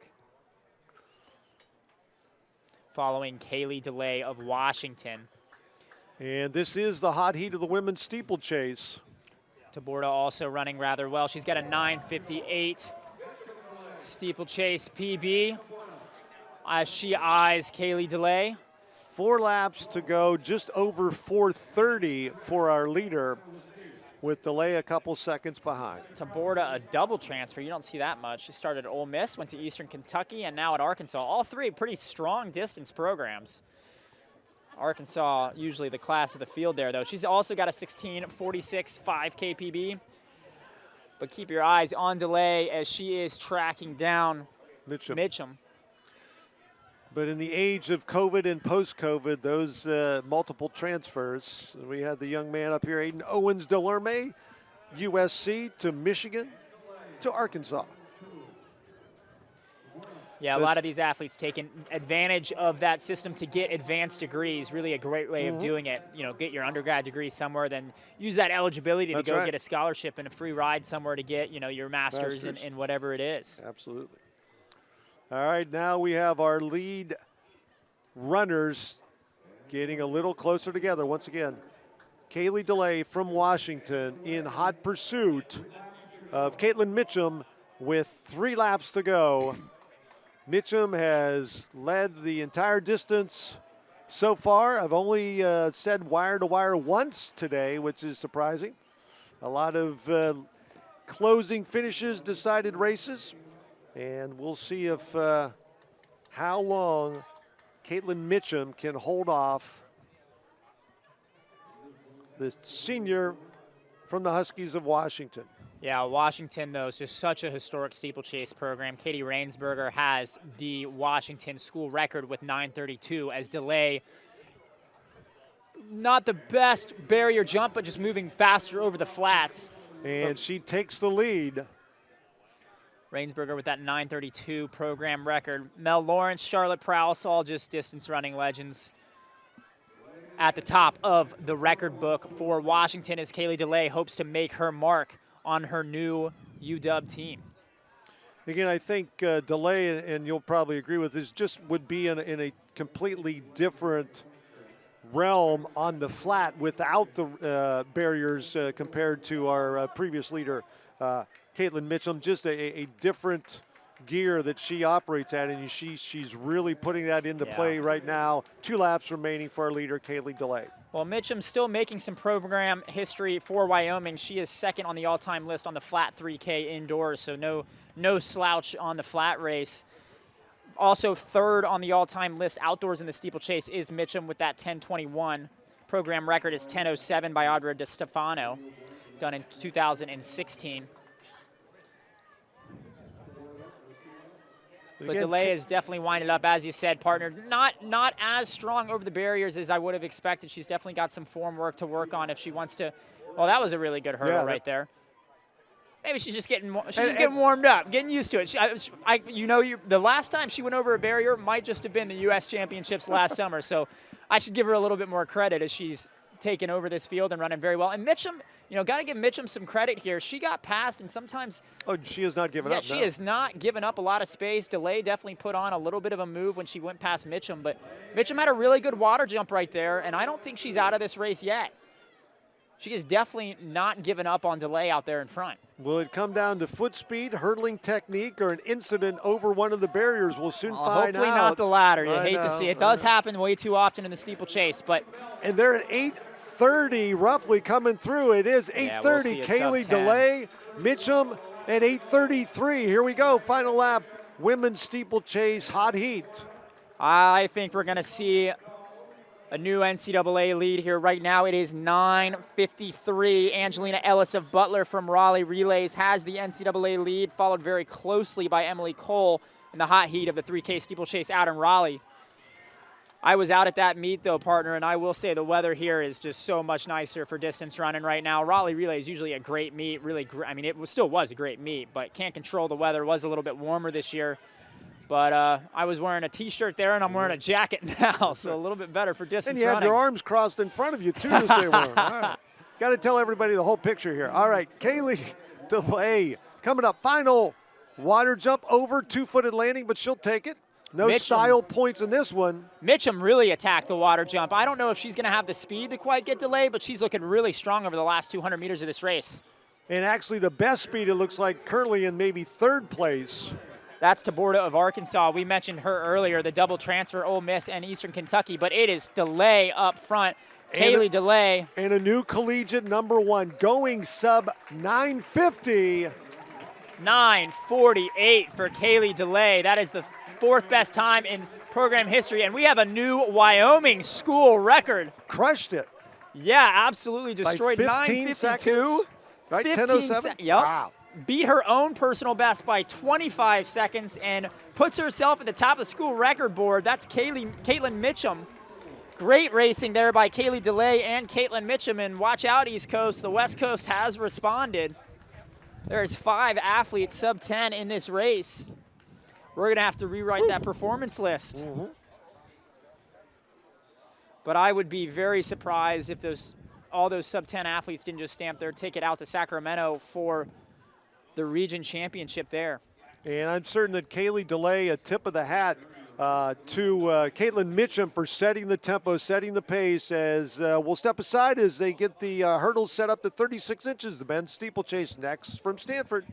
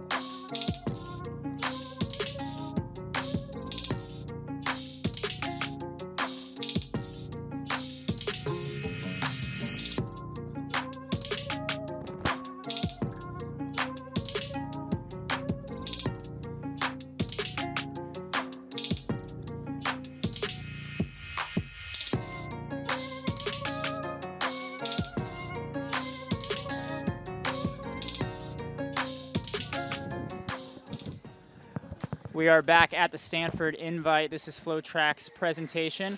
I'm Hayden Cox, and I've been here with Phil Grove, but now we are joined by Caitlin Mitchum, who just set a new program record for Wyoming. Huge personal best. Talk us through that race. I think since it's the first steeplechase of the season, there's kind of no pressure with that because you never know. I haven't really done water jumps or workouts with hurdles yet, so kind of just let muscle memory take over and see what I do. So walk us through, for athletes watching this at home, over a 20-second personal best in 1 year. How does that happen? Well, I think a lot of that is just learning to be confident in myself. And I have improved each year a little bit in workouts and everything, but I think the biggest difference has just been learning how to relax before races instead of psyching myself out and getting real stressed, and to just go for it and not care so much about the time. Well, you definitely went for it, made the early pacing great. A lot of women in that heat owe personal best to your early pacing. So what's next for you? Going to Mount Sac next. Hopefully get another steeplechase in 1,500. Maybe 5K, so we'll see. Awesome. Well, I'm pretty sure you just punched your ticket to Sacramento, unless something goes crazy this year. But that was awesome. So congratulations. We'll hope to see you in Sacramento and then later in Austin, Texas for National. Thank you. Congratulations. Thank you so much. We are now on the men's version of the steeplechase with heat number 3. We'll have 3 heats of this, starting slow to fast, heat number 3, and we'll work down, rather heat number 4, my apologies, we had 3 heats of the women. 4 heats of the men, we'll work down to the invitational section, which starts at 6:18.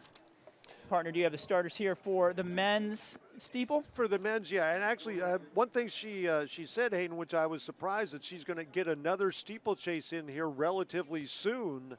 You know, again, despite maybe her coach will say, you know what, maybe we don't have to run that sack after you destroyed your PR and school record. Well, from the sounds of it, and we talked earlier about how the steeplechase is one of those events, like the 400-meter hurdles, that every time you run it, you just learn a little bit more. Even if you don't get that much fitter from week in, week out, just learning the event, learning how to attack the barriers makes you better every week. So perhaps going out to Mountain Sac, now that she's even more comfortable with the barriers after that race, I mean, not a lot to be improved upon there. Really great race from her. But as we get the men's field rolling, I will walk you through our start list. So a field of 15 of 16 on the track. We have Hayden's got some of the research done and just who's out there on the track. We have Jack Pendergast of Iowa is bib number 1. Jacob Stanford of BYU, bib number 2. Assuming his brother Garrett Stanford in bib number 3. Vincent Messler of Oregon, bib number 4. Alex Alston of Kentucky, 5.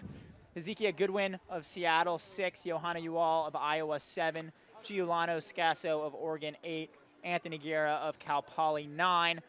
Caleb Nignagel of Colorado, 10. Daniel Vega of Loyola Marymount, 11. Jackson Mackey of Gonzaga, number 12. Paul Talons of Gonzaga, 13. Nahimai Cianello of New Mexico, 14. Jackson Watts of Kentucky, 15. And his teammate McLean Griffin is bib number 16. And the Stanford brothers, you mentioned them. Hayden, I got to see them compete at the Mountain Pacific Sports Federation indoor meet. They were all over the track, doubling and tripling. And it looks like we just might have one of the brothers out there on the track. I think that is Garrett. But again, those types of athletes, you know, are going to be so competitive day in, day out. And whatever a coach asks them to do, they're going to go out there and do it. 4 laps to go in this first of 4 sections of the men's steeplechase. Top mark of the year so far was set at Raleigh Relays. I say top mark. The top 15 marks in the NCAA were set out at Raleigh Relays. 8:29, the top mark in the NCAA so far. That's Matthew Wilkinson of Minnesota, which is also the top time in the West. So 5 athletes made the trip out to Raleigh from the West region. 8:29. Remember, a lot of these athletes trying to get in the top 48 in the West region to stamp their tickets to Sacramento, as Caitlin Mitchum just did to qualify for the first round of the NCAA championships and then have to be top 12 out there to make the trip out to Austin for the NCAA Outdoor Championships this year held at the University of Texas. Now, I know launch angle is definitely a term in the throws, but the launch angle here when it comes to the water jump, the men are working off that 36-inch barrier. They really can try, and some can span the whole 12 feet of water and land on the track. And again, you'll see that distance slowly get less and less throughout the race. But again, those who can land in shallower water usually do have a good advantage coming out. Absolutely. That's one of the major differences between the men and the women in this event. Off the 30-inch barrier, the women, it's a little bit more difficult to extend out. You're almost certainly landing with 1 foot in the water. Men, it's at the very least you're extending a little bit farther out, landing in a little bit of shallower part of the pit. It doesn't really quite make appearances on TV, but that is a pretty significant slant going into the water jump. So the athletes that are extending all the way out, landing closer to track level, if you're falling closer to the barrier, you're actually having to land on an uphill, kind of regenerate that force and re-accelerate back into race pace, which not only slows you down on the short term, but also takes a lot of energy out of you on the long term. So, yeah, and just the shock going through your body, starting with your ankles to your knees to your hips, everything, it just goes up through if you really hit hard shorter in the pit. So right now, leading the way, that is Caleb D. Nagel from Colorado, safely over the first barrier on the 4th lap, 3 to go. Caleb Nagel has a 9:06.81 PB in this event. So remember, this is our 4th of 4 heats here, and I say 4th because this is heat number 4 on the heat list, even though this is the first one that we have seen. So we are going slow to fast, heat number 4, then 3, then 2, then 1. Our hot heat will be heat number 1, the invitational section of this. 6:18, we saw some top times in the NCAA in the women's section. We saw some school records from Kaylee DeLay, well, school record from Caitlin Mitchum, and then a top NCAA mark by Kaylee DeLay. Really great racing by both those women. Are we going to see it again in the men's invitational section, partner? I don't know. I mean, the conditions are ripe for it, obviously. And so is the crowd still here. They're in it. And if the steeplechase isn't your bag, we got the flat races, the 1,500, the 5,000, and the 10,000s. All the invitational sections are tonight for the top runners gathered here at the Stanford Invitational. Still Nagel up front, the Colorado athlete. He ran 4:10 a few weeks back in the mile. And Paul Tallons from Gonzaga on his shoulder in the number 2 spot.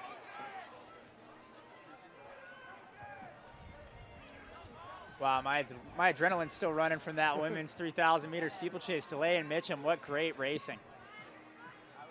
Should have asked Mitchum how she stayed so engaged after DeLay made the pass. She did.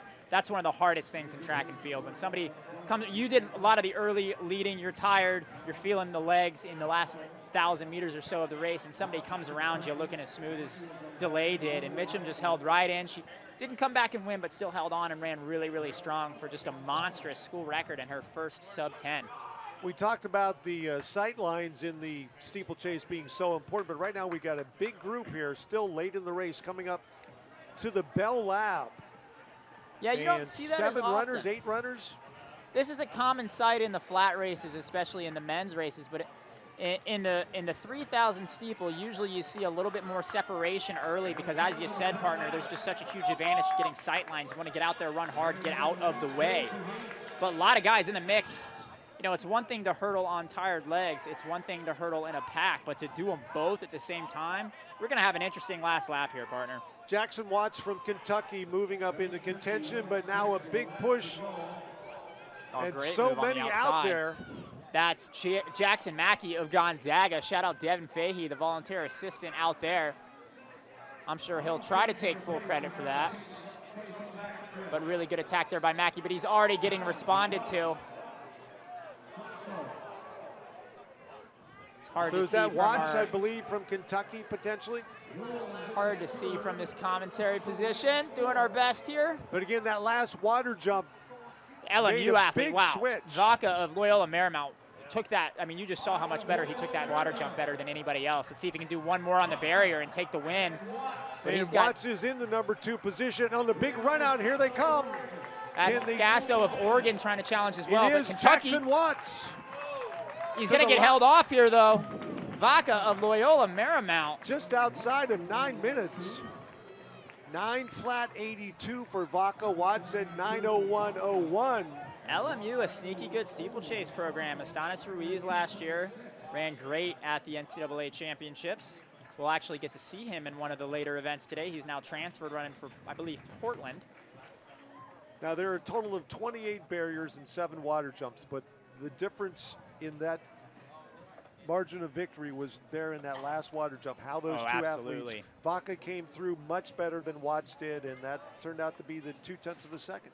I mean, if you've never run a steeplechase, let's say most of us have run a mile, whether it was in our middle school gym class. Think about how you're feeling in that last 300 meters. It feels like you're running through mud. If someone's passing you, it's so hard to make a reacceleration. Now imagine trying to jump over a barrier and landing into an upslope that completely stops your momentum. Try to reaccelerate after that after you've run 2,800 meters. Very, very challenging. That's why it's all the more important to get that technique down, stay smooth, and it just makes it so much easier on your body to land closer to that upslope, not have to reaccelerate, and keep that momentum rolling. Your shoes are soaked, maybe blistering up feet, and you got to fight it out over the final 200 meters after that last barrier. And you have one more barrier to go, and then the big outrun as section number 2 of the men's steeplechase lining up on the back straight.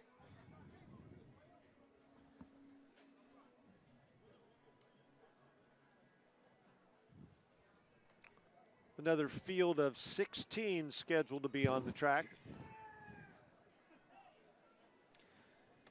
Walk you through these athletes. Number 1, Christian Baker of Tulsa. I'll talk about him more in a moment. Actually, they have already changed the... Nope, that is Christian Baker is going to be bib number 1 of Tulsa. Jack Williams of Arkansas will be bib number 2.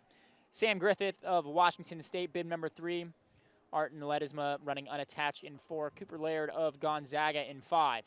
Jamison Wilkes of Weber State in 6. Nixon Career of Azusa Pacific in 7. Cale Sharp running for Utah Valley. He's bib number 8.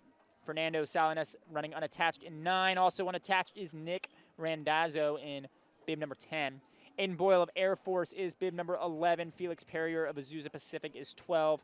Isaac Kiprop running for Louisville in 13. James Corrigan of BYU 14. Ty Davis of Weber State in 15. And Western Washington, Jarrett Gillingham. We saw Gillingham's teammate take the win in, I believe that was the 3rd section. It was our first section that we watched, but the 3rd section, Isla Davis taking the win in 10:21 for Western Washington. So we'll see if Jarrett Gillingham can match his teammate. Christian Baker, athlete I said I would talk about a little bit, got to watch him at the American Indoor Track and Field Championships as I was commentating that race. Ran a super strong mile with a great close to run 4:05. Not the fastest time in the world, but really great tactical racing from Christian Baker to take the mile in the American Indoor Meet. Also was a part of the DMR team there that did finish first, but had a little bit of controversy at the end that ended up getting them disqualified, but definitely the fastest team. But that's why we have rules. Mm-hmm.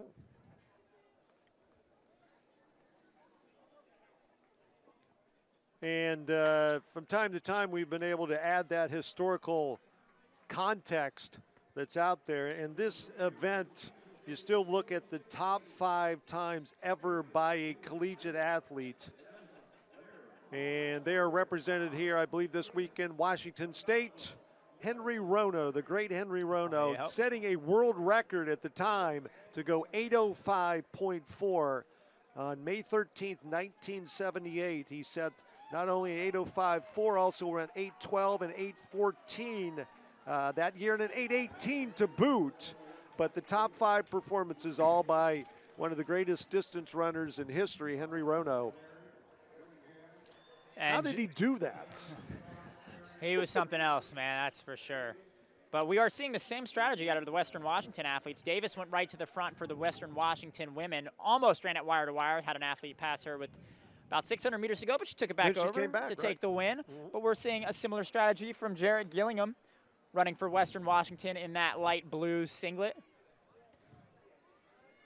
It's just at Raleigh Relays last weekend, almost called it Carolina blue. Can't be doing that with a Western Washington singlet. A little bit of context, 8:29.00 is the mark to automatically qualify for the U.S. Championships in this event. Right now, the top mark in the U.S. is 8:29.3, or sorry, top mark in the NCAA is 8:29.35 from Matthew Wilkinson of Minnesota. So no collegiate qualifiers to the U.S. Championship meet yet, but I think we might even see that in the invitational section today. Well, it's very odd to see runners going out maybe into lane 3 or lane 4 in a flat race. You'll see it more often in the steeplechase. They want to get that good unobstructed view, if possible, of the barrier, especially going into the water jump. You'll see them again, as Hayden said, accelerate going into the barrier and also hopefully accelerate out of the obstacle. One of the athletes I circled for this race was Nick Randazzo of UC Santa Barbara. He's got a 13:52 5K PB and has run 8:53 in this event. Has also been mixing it up on the roads. Ran 45:25 recently at the USA 15K Championships down in Jacksonville, Florida. Also ran 47:54 for the 10-miler up in Minneapolis. He's in that purple singlet, sitting farther back in the pack. Again, nobody's getting overly anxious at this point. Still coming up on 5 laps remaining. Cooper Laird, another one I circled. He's in second right now. Bib number 5 running for Gonzaga. He's got an 850.88 steeple. Not a stellar 5K PR in 14:31. Definitely more of a steeplechase athlete. I'd love to see him run a 5K and see if he can't drop that mark down. I feel like he's a better athlete than that.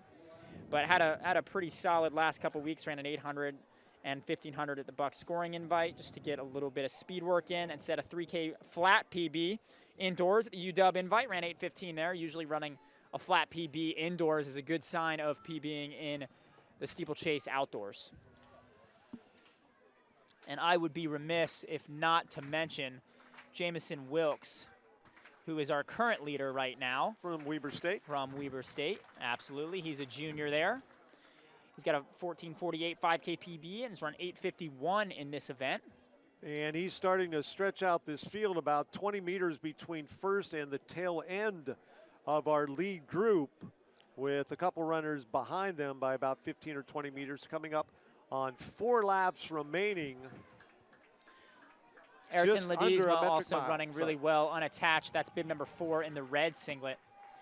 Something that makes the men's edition of the steeple a little bit harder to call than the women's is you see a lot more movement throughout the field. Usually with the women's steeple, really most women's races, especially on the distance side, you're more likely to see the fastest seat times go to the front, do the work, push the pace early. Men don't do that quite as often. Some of the faster seat times, they'll sit back for a little bit while, wait to run, let other guys do the work. It can go both ways. Sometimes it's nice to kind of sit there and relax and let other people pace. Other times the guys up front are like, hey, man, you got the fastest seat time in here. Come do some of the work for me. Help me out. Yeah, they end up running slower. Even if they're not comfortable with the pace initially, they will just sit back and wait for their time to move to the front.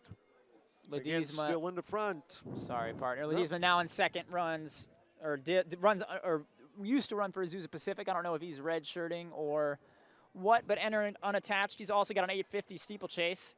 That seems to be the magic number for this heat. We got a lot of 850 guys here, and he is moving into the lead. Coming up on 3 laps remaining. And they're single file.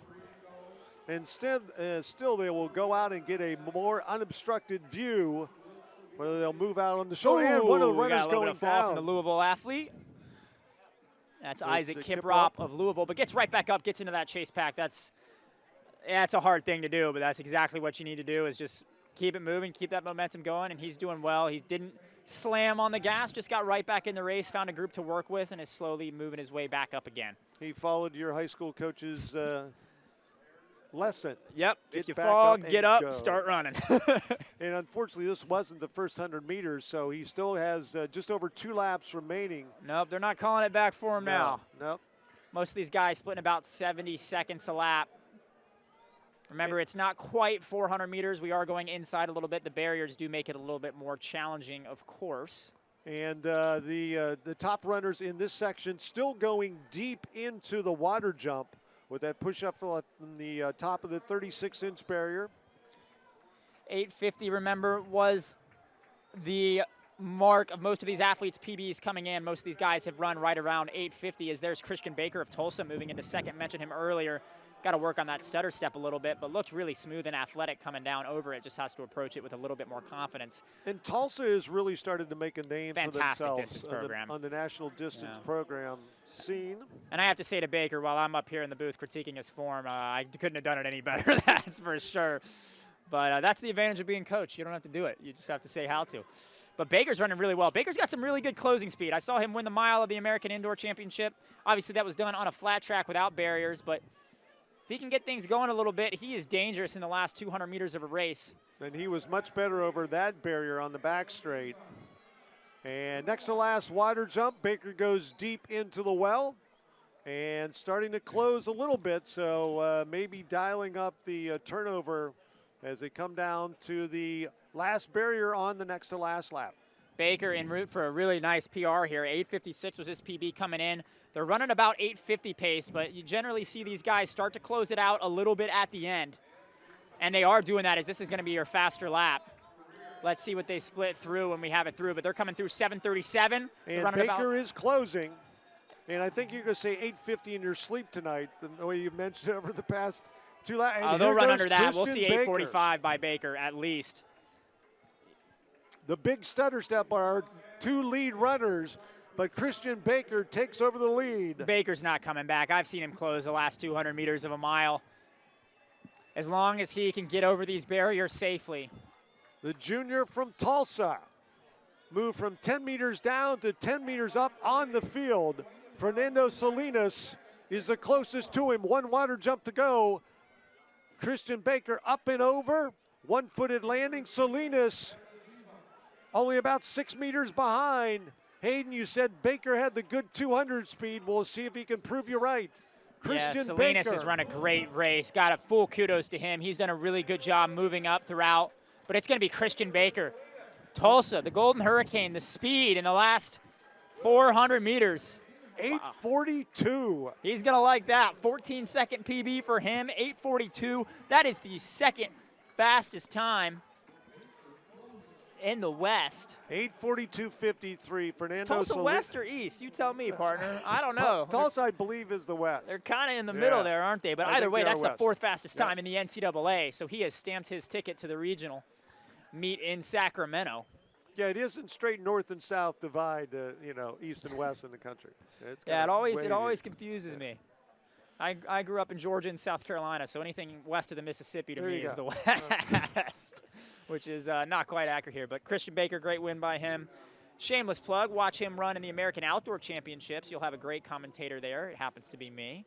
So if you love my voice and fall in love with it for the last couple hours, don't worry, we got several more hours on the program tonight and tomorrow, but also at the American Outdoor Meet to watch Christian Baker run again. So the top 5 goes sub 850. Stanford, man, Palo Alto. Yep. Great weather, great running. Great place Coming to up run distance. on section number 3 of 4 for the men's steeplechase, again going slower to faster in the seed times.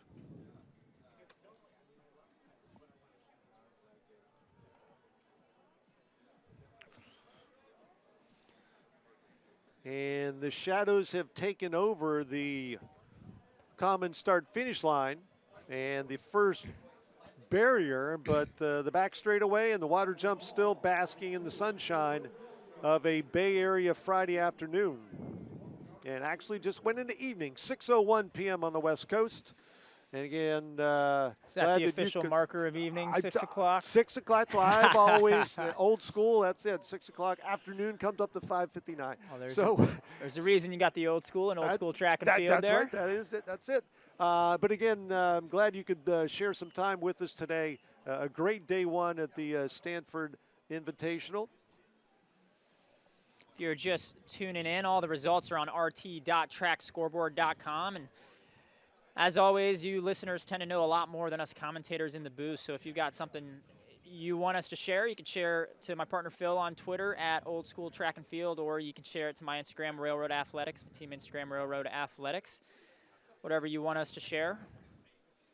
You guys tend to know a lot more about these athletes. We do our best, but with so many athletes to follow, always scrambling a little bit to get everything right. Now, I think you said you have 20 athletes in your post-collegiate team, correct? Do you have any steeplechase specific athletes? I coached one woman who was 10th in Canada last year in the steeplechase. It was her first year competing in steeplechase. She came to me. She was an 800, 1500 woman, and she said, we talked about earlier how sometimes your athletes that aren't quite as good in the other events go into the steeple. It's becoming less common, but we looked at the Canadian performance list and just saw an opening there. She was just such a great athlete. She's got really good 1500 meter speed, but also one of those 1500 meter runners who goes and runs 14 miles on her long run. So I was like, all right, I feel like the steeple is in play, and 10th in Canada, but no, none this year, none in the US at least, focused on mostly the flat 10K. Here we are with the third heat that you've seen, heat number 2 on the heat sheets, the second fastest heat.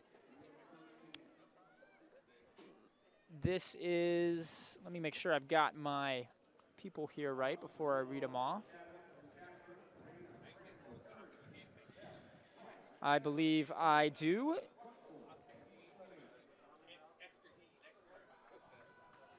Yeah, it looks like we have 13 out there.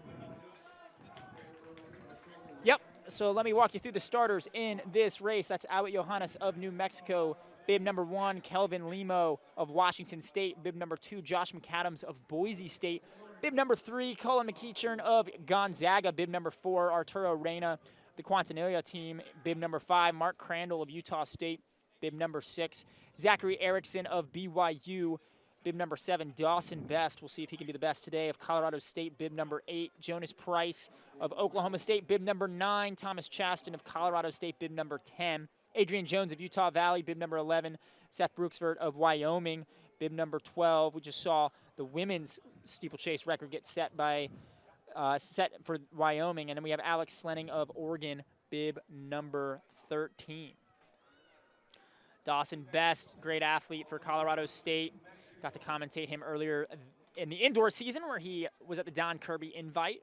Got 5th in the 3K, 8th in the mile. Has an 8:47 PB in this event.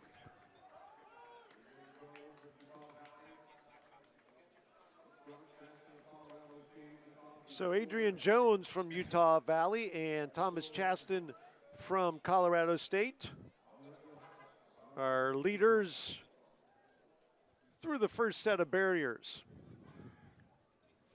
8:42, the best mark of the day so far. Christian Baker. These guys, we should see a couple marks under 8:42, but Christian Baker's mark would definitely have mixed it up in this field. And what was that avalanche of marks that were at the Raleigh Relays, the national lead? I think you said the top 15. Yeah, so far the top 15 marks in the NCAA were all run at the Raleigh Relays. Now, part of that's just because it's still early season. Part of that is not every meet, especially the early season meets, don't always host a steeplechase. Hard to kind of fill the field there, as the steeplechase can be a little less common. Particularly on the men's side. I feel like the women's side, it's more popular. It's easy enough when you're watching stars like Emma Coburn. On the U.S. side, it really is inspiring to some of the young women to watch how good the U.S. is on the international scene. Courtney Frerich's also a big international superstar for the U.S. in that event. So still Thomas Chaston from Colorado State setting the pace. 2:55 is behind these runners. 5 laps remaining.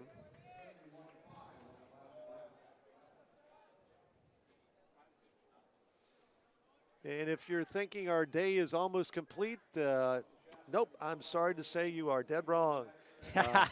The 10Ks this evening will continue getting the starters gun through the 11 o'clock hour. That is Pacific time. So all you folks on the East Coast, 2 o'clock in the morning, make yourself maybe some popcorn and maybe some coffee to stay awake for that final 10K here from the Stanford Invitational. Phil, you were telling me you flew in from Pittsburgh this morning. Your flight left at 7. Left at 7. So what do we got? What is that, 3 a.m. here? And you're going to make it, you might make a full 24 hours today. I hope not. You might have to with this I men's hope 10. I What get time to did you my wake up this hotel morning? before that. Yeah, I did wake up at 4, yeah. So, yeah. So 1 a.m. Yeah, hopefully you get back to your hotel before 1. Yes, That's, and Why all not? you've had is a Mountain Dew. We got to get some coffee in you. You need some caffeine. Wow, that's tough. That's a long day. All right, Thomas Chaston still leading the way Energetic enough when you're junior. watching track. for Colorado State. Colorado State really put together a great distance program. Little advantage of altitude, but good running there. Consistently year in, year out. And not just a good distance program, overall good team. Now again, so your squad is based out of various points across the country. You said you had a Canadian runner, or you know, so you're obviously communicating via electronic media Well, to you set know, up training programs? 3 years ago, I would have told you coaching remotely for track is the dumbest idea I've ever heard of. And then, you know, I'm sure you heard of this thing called COVID, and we had to make an adjustment. I saw, especially with the post-collegiates, I don't think it would make as much sense with youth athletes, but post-collegiates, the flexibility really helps. You know, almost every athlete I coach is working another job, getting a PhD, you know, doing something that requires a lot of their time. So being able to schedule their runs on their own schedule, work out when they can, you know, obviously meeting up with folks is still really helpful. But it's turned into a much more national program. So my top guy lives in Albuquerque. My top woman actually moved to Hawaii recently after she married her husband, who's stationed in Oahu. So that was a little bit of an adjustment, getting the time zones down, but they're still improving. And honestly, we've noticed more improvement from the remote athletes, sometimes having that flexibility, particularly with athletes that have gone through the collegiate ranks. The collegiate ranks do such a great job of really teaching these athletes so much about the sport, and we're seeing that out here today. But post-collegiate, the flexibility can be a lot more helpful, and a lot of these athletes, I think, especially if you're a youth athlete, you're thinking, I need to try harder, I need to try harder, I need to try harder. That's not always the right answer. One of the reasons that these collegiate athletes improve so quickly is they train smarter. That's the difference with a lot of these collegiate athletes, and that's what I think we've done a good job of with our program, is identifying what needs to be hard and what needs to be easy.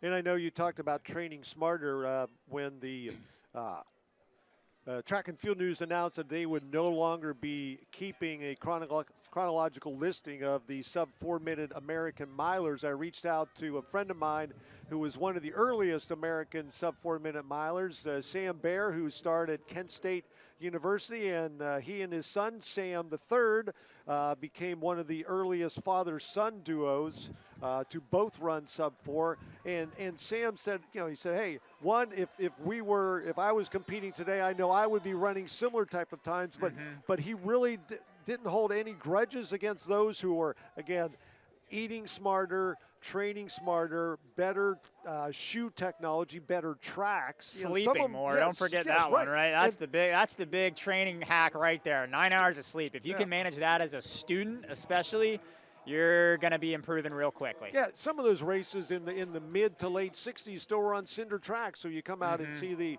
the surfaces that they're running on today, indoors and or out. It is a different animal. But again, he was somewhat surprised, I believe, that Track and Field News made that decision because, much of it apparently based on the super shoe technology that's out there, that the leadership at the Bible of the sport believed that, it's just too much of an advantage to history. As Adrian Jones from Utah Valley leads the way coming up to the Bell Lab. Yeah, he's been doing a lot of the work throughout this race. Arturo Reyna of the Quintanilla racing team starting to mix it up a little bit up front. We've got some Colorado State athletes mixing it up too. That's Dawson Best, who I mentioned on the front end. Colorado State 14-time Mountain West champions.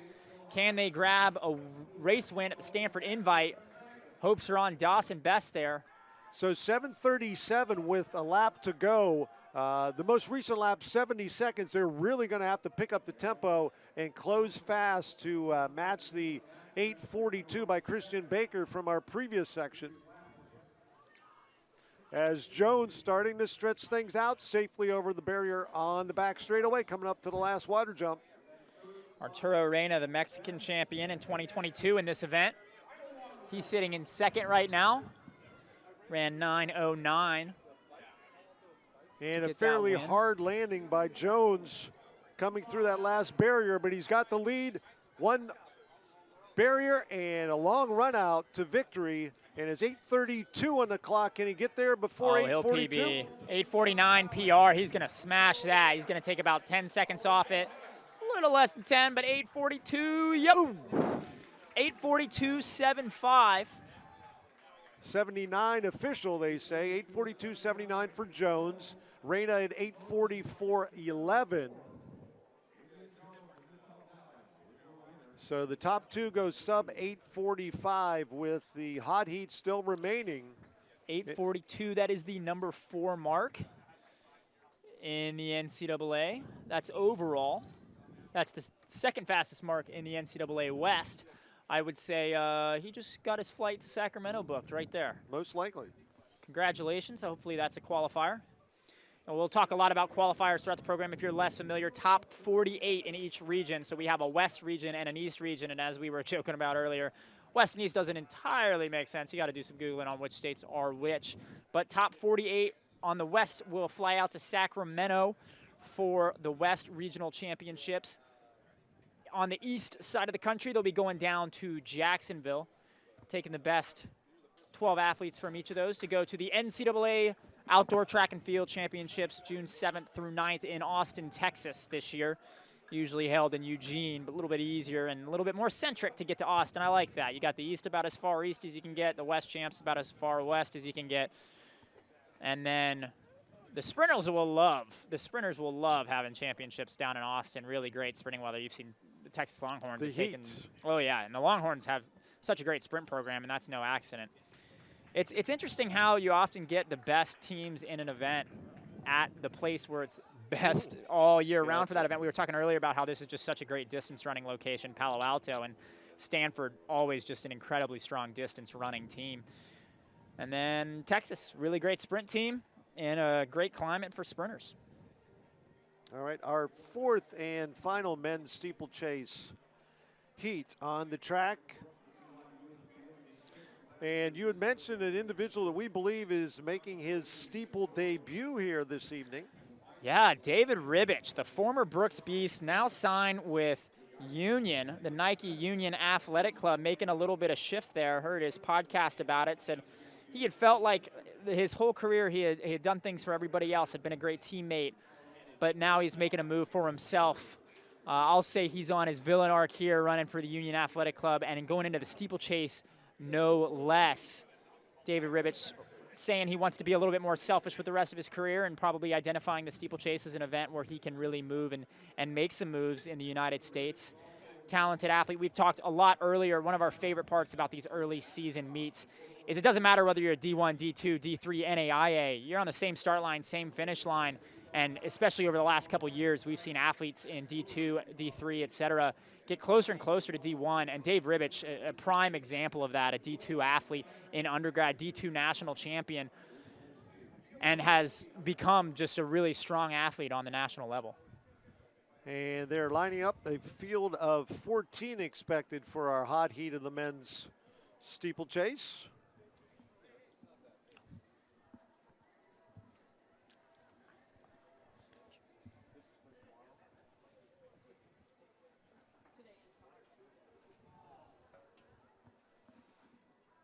So I'll talk you through, we'll wait a minute because they're giving a moment over there at the start line. So we'll take I don't think we'll take a break, but we'll take a quick pause as we wait for the hot heat of the men's steeplechase.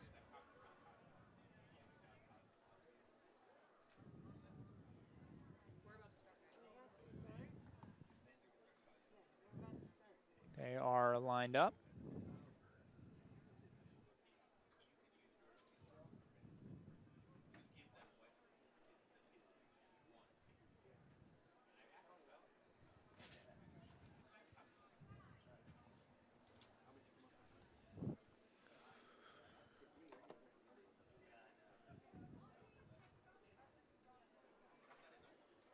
Again, this is our hot heat of the men's steeplechase. We'll pull the barriers off the track and put the rail back in place and come back with the 1,500 meter runs, women then men, 3 of each gender, and we are underway.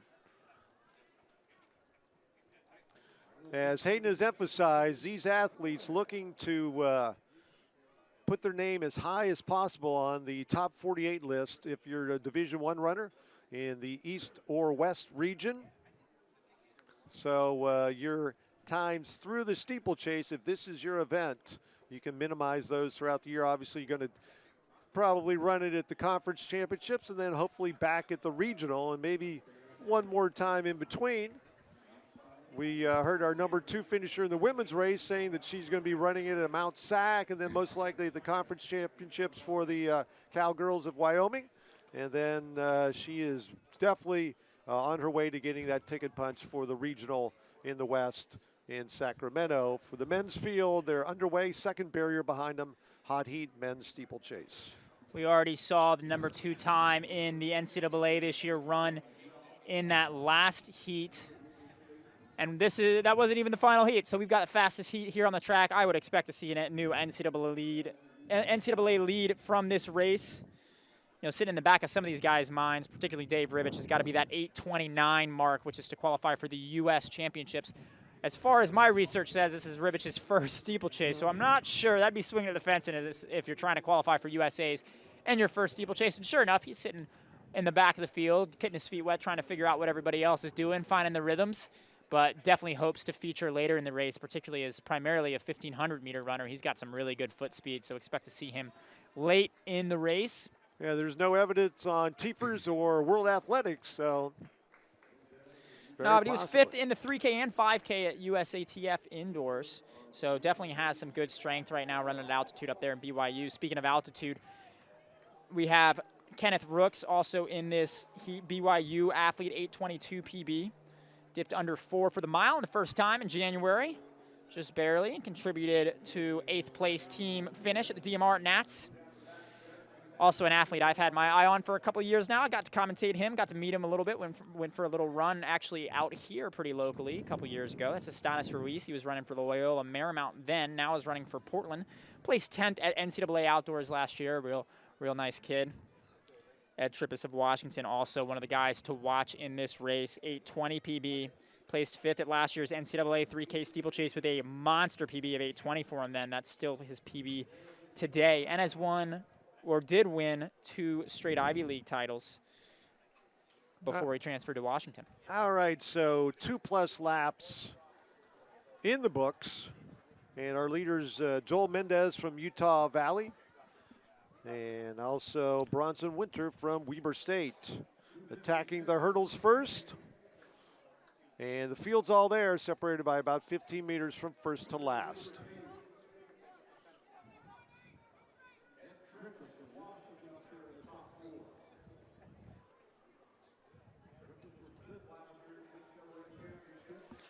And everybody really has settled in here on the third lap around through the barriers, coming up on the back straightaway. The only obstacle situated there here at Stanford, and the water jump next, going inside the main rail. I watched Dave Ribich get over that last barrier. Definitely a little bit of hesitation there. I think he's got good form. It just maybe he lacks some confidence as he stumbles a little bit there on the water jump. That sometimes can be the hardest part, especially if you're a guy like Ribich, so you don't have a lot of guys. You know, he's probably working out with some guys, but not a lot of guys over barriers. I'm very certain he has practiced going over hurdles a few times in practice, but to do it in a field and you got a bunch of guys in front of you really changes the approach of the race and makes it a lot more challenging. It's sort of like this would be, he's a student driver out there. So, you know, yeah, in traffic on the I-5 is different than going down a 2-lane country road. Absolutely. I mean, clearly has great aerobic potential, great speed, running pro for one of the top distance programs in the United States, Union Athletics. Bronson Winter of Weber State doing the work right now. He comes in with an 8:45 PB. Surprising to see him up front. Most of the guys in this field, 8:20, low 8:30s. But we've seen some big PBs today. So maybe we have another one brewing right here. And the winds that we had commented about earlier, it looks like those have definitely gone away. The clouds had built in a couple hours ago, but those also have dissipated. And it's going to be a great evening for distance running here in the Bay Area at the Stanford Invitational. Yeah, it's 57 degrees in the sun right now, no wind. You're starting to see a little bit of shade, so you can see it right now. They're got their ankles are shaded. By the next couple heats, they'll be fully in the shade. Getting a little bit more shade by the evergreen tree there. And yes, Hayden does have on a tassel cap and gloves right now since he's used to Texas winters and summers and springs and falls. Texas doesn't really have four seasons, we have right? Summer, and we have a slightly chillier summer, and then we have a slightly hotter summer, and that's pretty much it for the year. I was texting my buddy in Chicago. He said I was saying, you know, why didn't you go out and play golf today? You had work off. He goes, dude, it's snowing. What is it there? I'm like, it's 80 degrees, man. It's golf all year round there in Austin. Why didn't you tee them up today? All right. Our lead group of 11 attacking the water jump with coming up on 2 laps remaining in the field. The hot heat men's steeplechase. Still Bronson Winter of Weber State doing a lot of the work. 8:45 PB in this event. And Joel Mendez, can't say his shadow is in the wrong direction, but he's the man next to him, and now he's taking the lead. There we go. There's a new leader. And now moving up, Kenneth Rooks from BYU, going from 5th to 1st, sharing the lead with Joel Mendez from Utah Valley. Now it's Rooks alone. Second barrier on the next to the last lap. You know who I keep an eye on, though? Victor Shitsama of Oklahoma State has run a really smooth and really controlled race there in about 3rd or 4th position. He's run 28:51 in the 10K, 13:53 in the 5. 8:45 is his best mark in the steeple, which is certainly not the class of this field. but he's looked really smooth, really controlled over the jumps. And he attacks a little bit there on the water jump as he tries to move up to third, and does. Shitsama of Oklahoma State, that bright orange singlet, impossible to miss there. I think he's a man to watch here with about 500 meters left to run. And the final barrier of the penultimate lap coming up. It will be the bell this time, and they're just going to be over 7:30. Rooks took the look over his inside shoulder, and he sees Ed Trippus from Washington. Those two clear of the first barrier. Victor Shitsama from Oklahoma State in third. Rooks has one of the best PBs in this field, 8:22. Really no surprise. And you know, you mentioned earlier watching Meacham run the hurdle technique there. Watch him just completely attack the hurdle. Really generating some speed into the hurdle, accelerating in, gets right back into stride. There it is. He looks like a 400-meter hurdler out there the way he's attacking this. And Rooks once again took a look, this time over his outside shoulder, but no need to do that. He's got almost a 20-meter lead going into the final water jump. Up and over.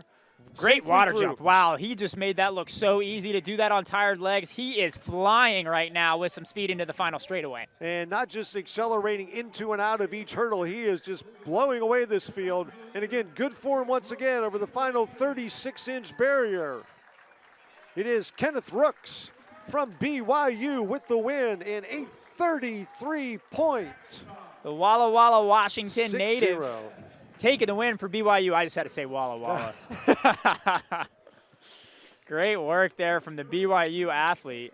So he wins by 5.4 seconds, and all of that almost came on the last lap. Absolutely. Yeah, I lied to you. I said we were going to see a top time in the NCAA. We just missed it, about 4 seconds off, but he is going to take over that second spot for the Cougars. So the 5'10 junior from Walla Walla, Washington, Kenneth Rooks, 8:33.60. And taking away the barriers, getting ready for the 1,500-meter racers. And the women already lining up on the back straightaway. Maybe step aside for a quick break. Be back at Stanford in a moment.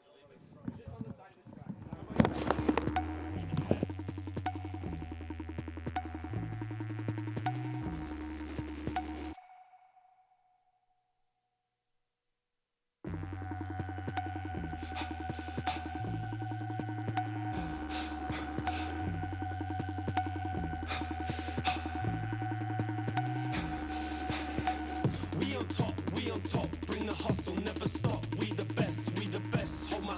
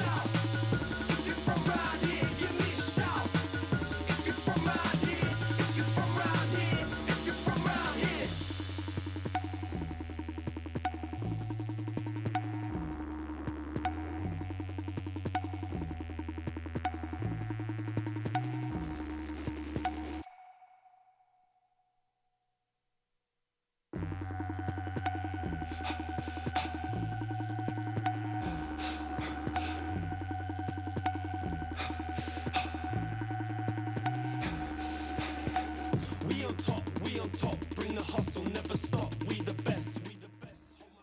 And we're underway with the first of 3 sections of the women's 1,500-meter run at this year's Stanford Invitational Day 1. Phil Grove along with Hayden Cox. Glad to be bringing you this great action from one of the fantastic venues for collegiate track and field in the U.S., Cobb Track, Angel Field in sunny Palo Alto, California. A dozen runners scheduled to be on track for our opening section, and towing the field through the opening stages, Megan Hunter from BYU, and then Sarah Eckel from New Mexico right behind her, 50 point through the opening 300 meters. Again, we'll go from slow to fast in this distance as well as the other distance events tonight, Friday night in California. Just a minute shy of 6:30 on the West Coast.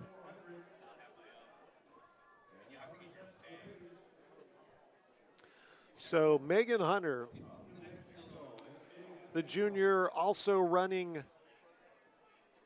the hot heat of the 800 tomorrow. The 800 is the one of the premier events on the track for the collegiate athletes Saturday at Stanford. Most of the action will be on the high school side. We also have the 200 meters, 4x4 and 4x1 relays. And they hit the start-finish line this time around, 700 in the books. Again, Hunter and Eckel, 1-2. At 2:04, and Susan Anino, who we saw earlier in the 400, coming back in the 1,500. The first of 3 sections. 800 split for Megan Hunter. 2:23, and she steps off, and her job is complete, and left it up to Sarah Eckel from New Mexico. And Anino in the number 2 spot right behind her. The shadows have slowly eaten up the oval here in Palo Alto. So I think it's still in the high 50s. Beautiful night for distance running in the Bay Area. Teammates up front. It is Eckel in first, and Clara Dess in the number 2 spot.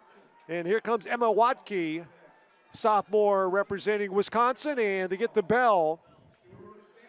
Watke, a former small school standout in the Buckeye State, and gone north and west to run for the Badgers, but leading the way, New Mexico, 1-2, as the field has really started to stretch out. The top 7 now covering 15 meters, but here comes Watke, the sophomore from Wisconsin.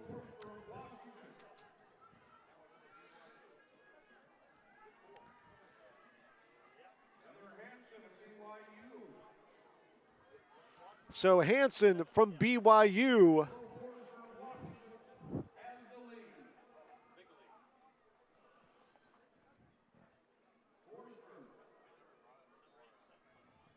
And Chloe Forrester from UW with the big push over the final 300 meters. Pulls away from the field. Is going to bring Heather Hansen into the number 3 position, and finishing second with a 4:20.72 time. That was Chloe Forster from Washington. The freshman picks up the victory in the opening section of the women's 1,500. So, Hayden, some of your research in these final 2 sections of the women's metric mile. What do we got in the offing? You're catching me slacking. I'm trying to texting Dave Ribich to see if we can get him up here for an interview, ask what he's doing in a steeplechase. That's the advantage of having two commentators is while you do the talking, I try to do some work behind the scenes, right? I know in the hot heat of the women's 1500, we'll have Abby Goldstein of New Mexico. She was 5th at USATF Indoors in the 1500. Addie Townsend, representing New Balance, also qualified for the heats of the 2022 World Championships in the 8, coming up to do a little bit of strength work in the 15. And Chunyu Wang of China made the final of the 800 at the Olympics, placed 5th. Also owns the Asian Athletics Championship 800-meter title. It's been to 2 World Championships, 2 Olympics, and has decided to come out here to Palo Alto. So that should tell you something about just running fast in Palo Alto. Venue, great weather, right? great venue, great opportunity to run fast. Last year, Wu He made the trip from China to run pretty quick, beat Kiera Del Mato, one of the Americans' best in the 10,000 meters, ran a really great race to take the win at the Peyton Jordan Invitational. That's going to be here in a month. You'll have a wonderful commentary team, I'm told, consisting of Phil and myself once again. So a little shameless plug. All right, so Juliet Whitaker has returned to the oval. This time, maybe some pace work. Yeah, that'd be surprising to see her running the full 1500 here, particularly after her work earlier in the 4. Right, a very good 400 effort against the sprinters. So she got out quickly and now applied the brakes somewhat. And it's coming back to the field as the field creeps up on the freshman middle distance standout for the home team. Juliet Whitaker leading the way, section number 2. Let me talk you through the starters of this heat real quickly. We got Riley Chamberlain of BYU, bib number 1, her teammate Taylor Rohatinsky of BYU, number 2. Stephen Auerbach of the Oklahoma State Cowgirls, number 3. Macy Grice of New Mexico, number 4. Sadie Sargent of BYU, bib number 5. Amber Osif of Iowa, bib number 6. Claire Yerby of California, bib number 7. Danielle Verster of New Mexico, bib number 8. Heidi Demio of Oklahoma State, bib number 9. Jenna Swinghammer of Kentucky is bib number 10. Alicia Anderson of Gonzaga, 11. And as we see up front, doing the pace work, we hope, unless she's running the full 15, which she might very well be, but she's checking her watch here, so she's probably doing some pacing. That's Juliet Whitaker, the Stanford superstar. Crazy to say as a freshman. She's already the superstar, but she is, no doubt about it. Again, on the women's side, you have, I think, more opportunities to say that and not it be a whole lot of hyperbole, you know, because the ladies come in, they're ready to run. They've been performing at a much higher level in many cases in the high school. But Whitaker taking a hard look over her right shoulder, going to scoot through 700 in 2:01.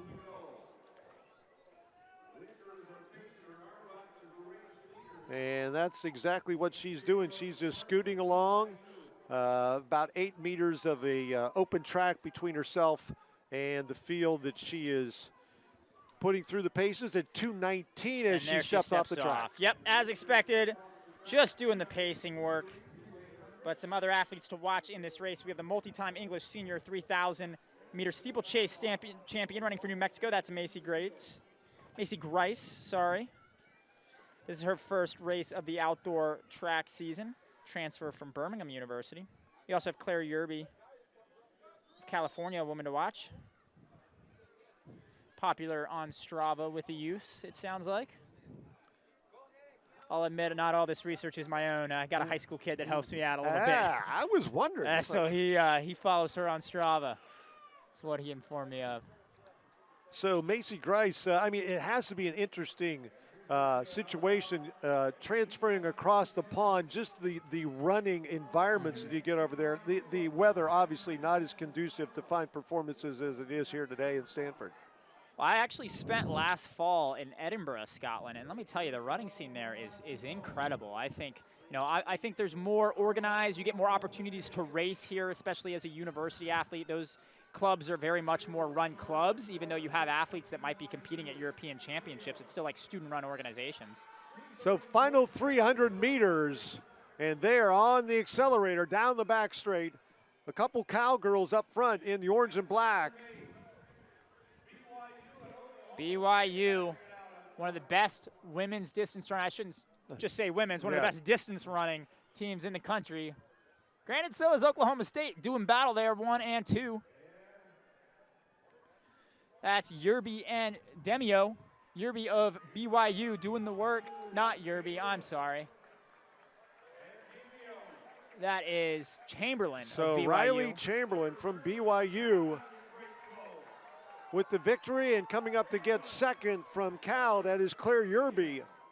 And Chamberlain 4:18.31, Yerby at 4:19.96 with Demio a 10th back at 4:20.06. Chamberlain, just a freshman, running 4:18 in her first 1,500-meter run for BYU. And I've said it before on the broadcast, I'll say it again. The advantage of running the 1,500 or any event for the first time is it's a PR. But to PR and take the win, much more fun. 4:18. I don't want to tell you how close that was to my 1,500-meter PR. You can always say, but coach, I PR. You can't ask for anything more than that. And right? she won the race. That's right. I mean, I think that's one of those things that I always look at, especially when I'm looking at college kids that are trying to run at the next level. You know, seeing athletes win their race, no matter what the time is, to win the race in front of you, that's really all you can do. You know, a lot of folks want to see those fast times, and especially at the high school level, it depends on where you're at. I mean, we saw some great high school racing today from a lot of schools that are close to Palo Alto, but there's a lot of schools in the country that don't quite have that advantage. So if you're a high school kid and you're trying to get onto a college team, times will help for sure, but if you're shooting emails to a coach and you're winning most of your races, tell them that. Hey, this is the race I had. I won. I did what I could do. Put me in a faster race, I bet I'll run faster. That was always something that I looked for when I was recruiting at Elon University. If kids were winning all their races, it became a lot more attractive as a coach of, hey, this kid knows how to compete. And when you get to the college level, you're going to have to compete no matter where you go, even Julian Whitaker, right? Right. High school standout. And that's the thing about the recently completed on the pro football side, the pro days, you get to do it in person in front of these coaches. So when you come to a big invitational like this, basically collegiate invitational, you can go out there and say, hey, look at this. I came to your venue. I put this time in the books, and I battled against you can't say the battled the elements because the elements in your favor. But you battle, you battle against you didn't the battle top, any elements out here in Palo Alto. No, you battled against the top competition, and you came away with a PR and a win. So coming up, next heat, women's 1,500 meters. This is it. This is the burners, right? Yep, top heat of the women's 1,500 on the track. Chunyu Wang is going to be bib number 1. She's the one I mentioned earlier. Two-time Olympian, two-time World Championship representative for China. Made the final of the 800 at the Olympics, placed 5th. The Olympic 800-meter final, really fantastic athlete. She'll be joined by Tracy Vanderwyk, running unattached. Billa Jep Curry of the Oklahoma State Cowgirls, bib number 3. Bailey Hertenstein of Colorado, bib number 4. Simone Plourde of Utah, 5. Ella Barron of Colorado, 6. Elise Thorner of New Mexico, bib number 7. Ab Goldstein, 5th at USATF Indoors in the 1,500 is bib 8. Carmen Elder of BYU is 9. Ella De La Giana of Stanford, 10. Carly Thomas, Washington, 11. Claire Seymour of BYU, 12. And the New Balance athlete who qualified for heats in 2022 World Championships, that is Addie Townsend, who appears to be doing the early leading. All right, so some big names and big teams in this final section. Obviously, BYU, Claire Seymour, Carly Thomas from Washington. Also, Bailey Hertenstein, again, moving from IU, Indiana University, out to Colorado. So going from the farmlands to the mountains and altitude. As a number of Big Ten athletes have made that jump. Again, you were talking about postgraduate years. Once you get your degree, you make that transfer and you give it one last good shot to try to take your game to the next level. Chunyu Wang, the athlete I'm most interested in watching here, the Olympian for China. She's got a 157 flat 800-meter PB, 4:11.42 in this event. Has also run 52 points in the 400. Wow. I mean, that is some incredible range there. You see a lot of 4-8 athletes. You see a lot of 8:15 athletes. You don't see a lot of 4 and 15 athletes. That's pretty impressive. And she's sitting there right in second, following Addie Townsend of New Balance, who's doing the work. And speaking of the work by Townsend, she took a look over her right shoulder. I wonder how much give and take from the college coaches deciding on the number that they want this race taken out in for, again, the hot heat of the women's 1,500. How much back and forth between some of these competing coaches? My bet is that she was hired out from knowing how this generally works, or at least how it works for my athletes. Wang's coach hired her out to set a very specific pace for Wang, or Wang's athletic program. She's running for China. 2:16, 2:17 through 800 meters. Yeah, Wang's decided not to go with the pace right now. Neither have any of the collegiates, mind you, but I bet all the collegiates in this race know exactly what Wang is capable of and said, hey, I don't need to be in front of you this early. I'll try to be in front of you at the end, absolutely, but I'm going to sit back a little bit and let you do the work. You've got the faster marks. Townsend steps off after 900 meters, so took the field down the back straightaway. So he kept in visual contact with the field, looking over her shoulder and seeing how things will develop, but everybody's there. The rest of the field all in contact with one another coming up to the bell lap. Well, the collegiate athletes are racing very wisely right now. When you have an athlete like Wang in the field who's just so talented and has such great marks, make her do the work. She's got the faster PBs. You see so many athletes that try to push the pace early, knowing with the speed that an athlete like Wang has late in the race. Ford wide up front at the bell at 3:10. So it's Wang and then Jeff Carew. Jeff in the number Carui 2 of spot. Oklahoma State. Yep, you got it. The freshman, the cowgirl. She's got a 4:35 mile PR. She helped her team get 6th at the DMR at the indoor championship meet, and she is putting the work in on the Chinese athlete here. Takes the lead down the back straight, 2:50 remaining. Jeb Karui looking fantastic, in control of this race. Does she have the wheels to go 200 more meters? Chang is getting swallowed up by the field. It's going to be the collegians setting the tone in this final hot heat of the women's 1500. Jeb Karui from Kapsabet, Kenya, running for the Cowgirls here, trying to close this out with 100 meters to go. And Plorty from Utah.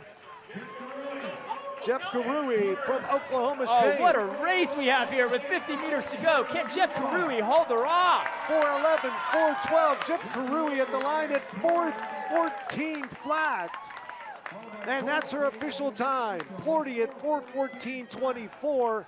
Goldstein coming up from New Mexico in the number 3 spot at 4:15.64. Jeb Karui with the 7th fastest time in the NCAA this year. Got bad news for you, partners.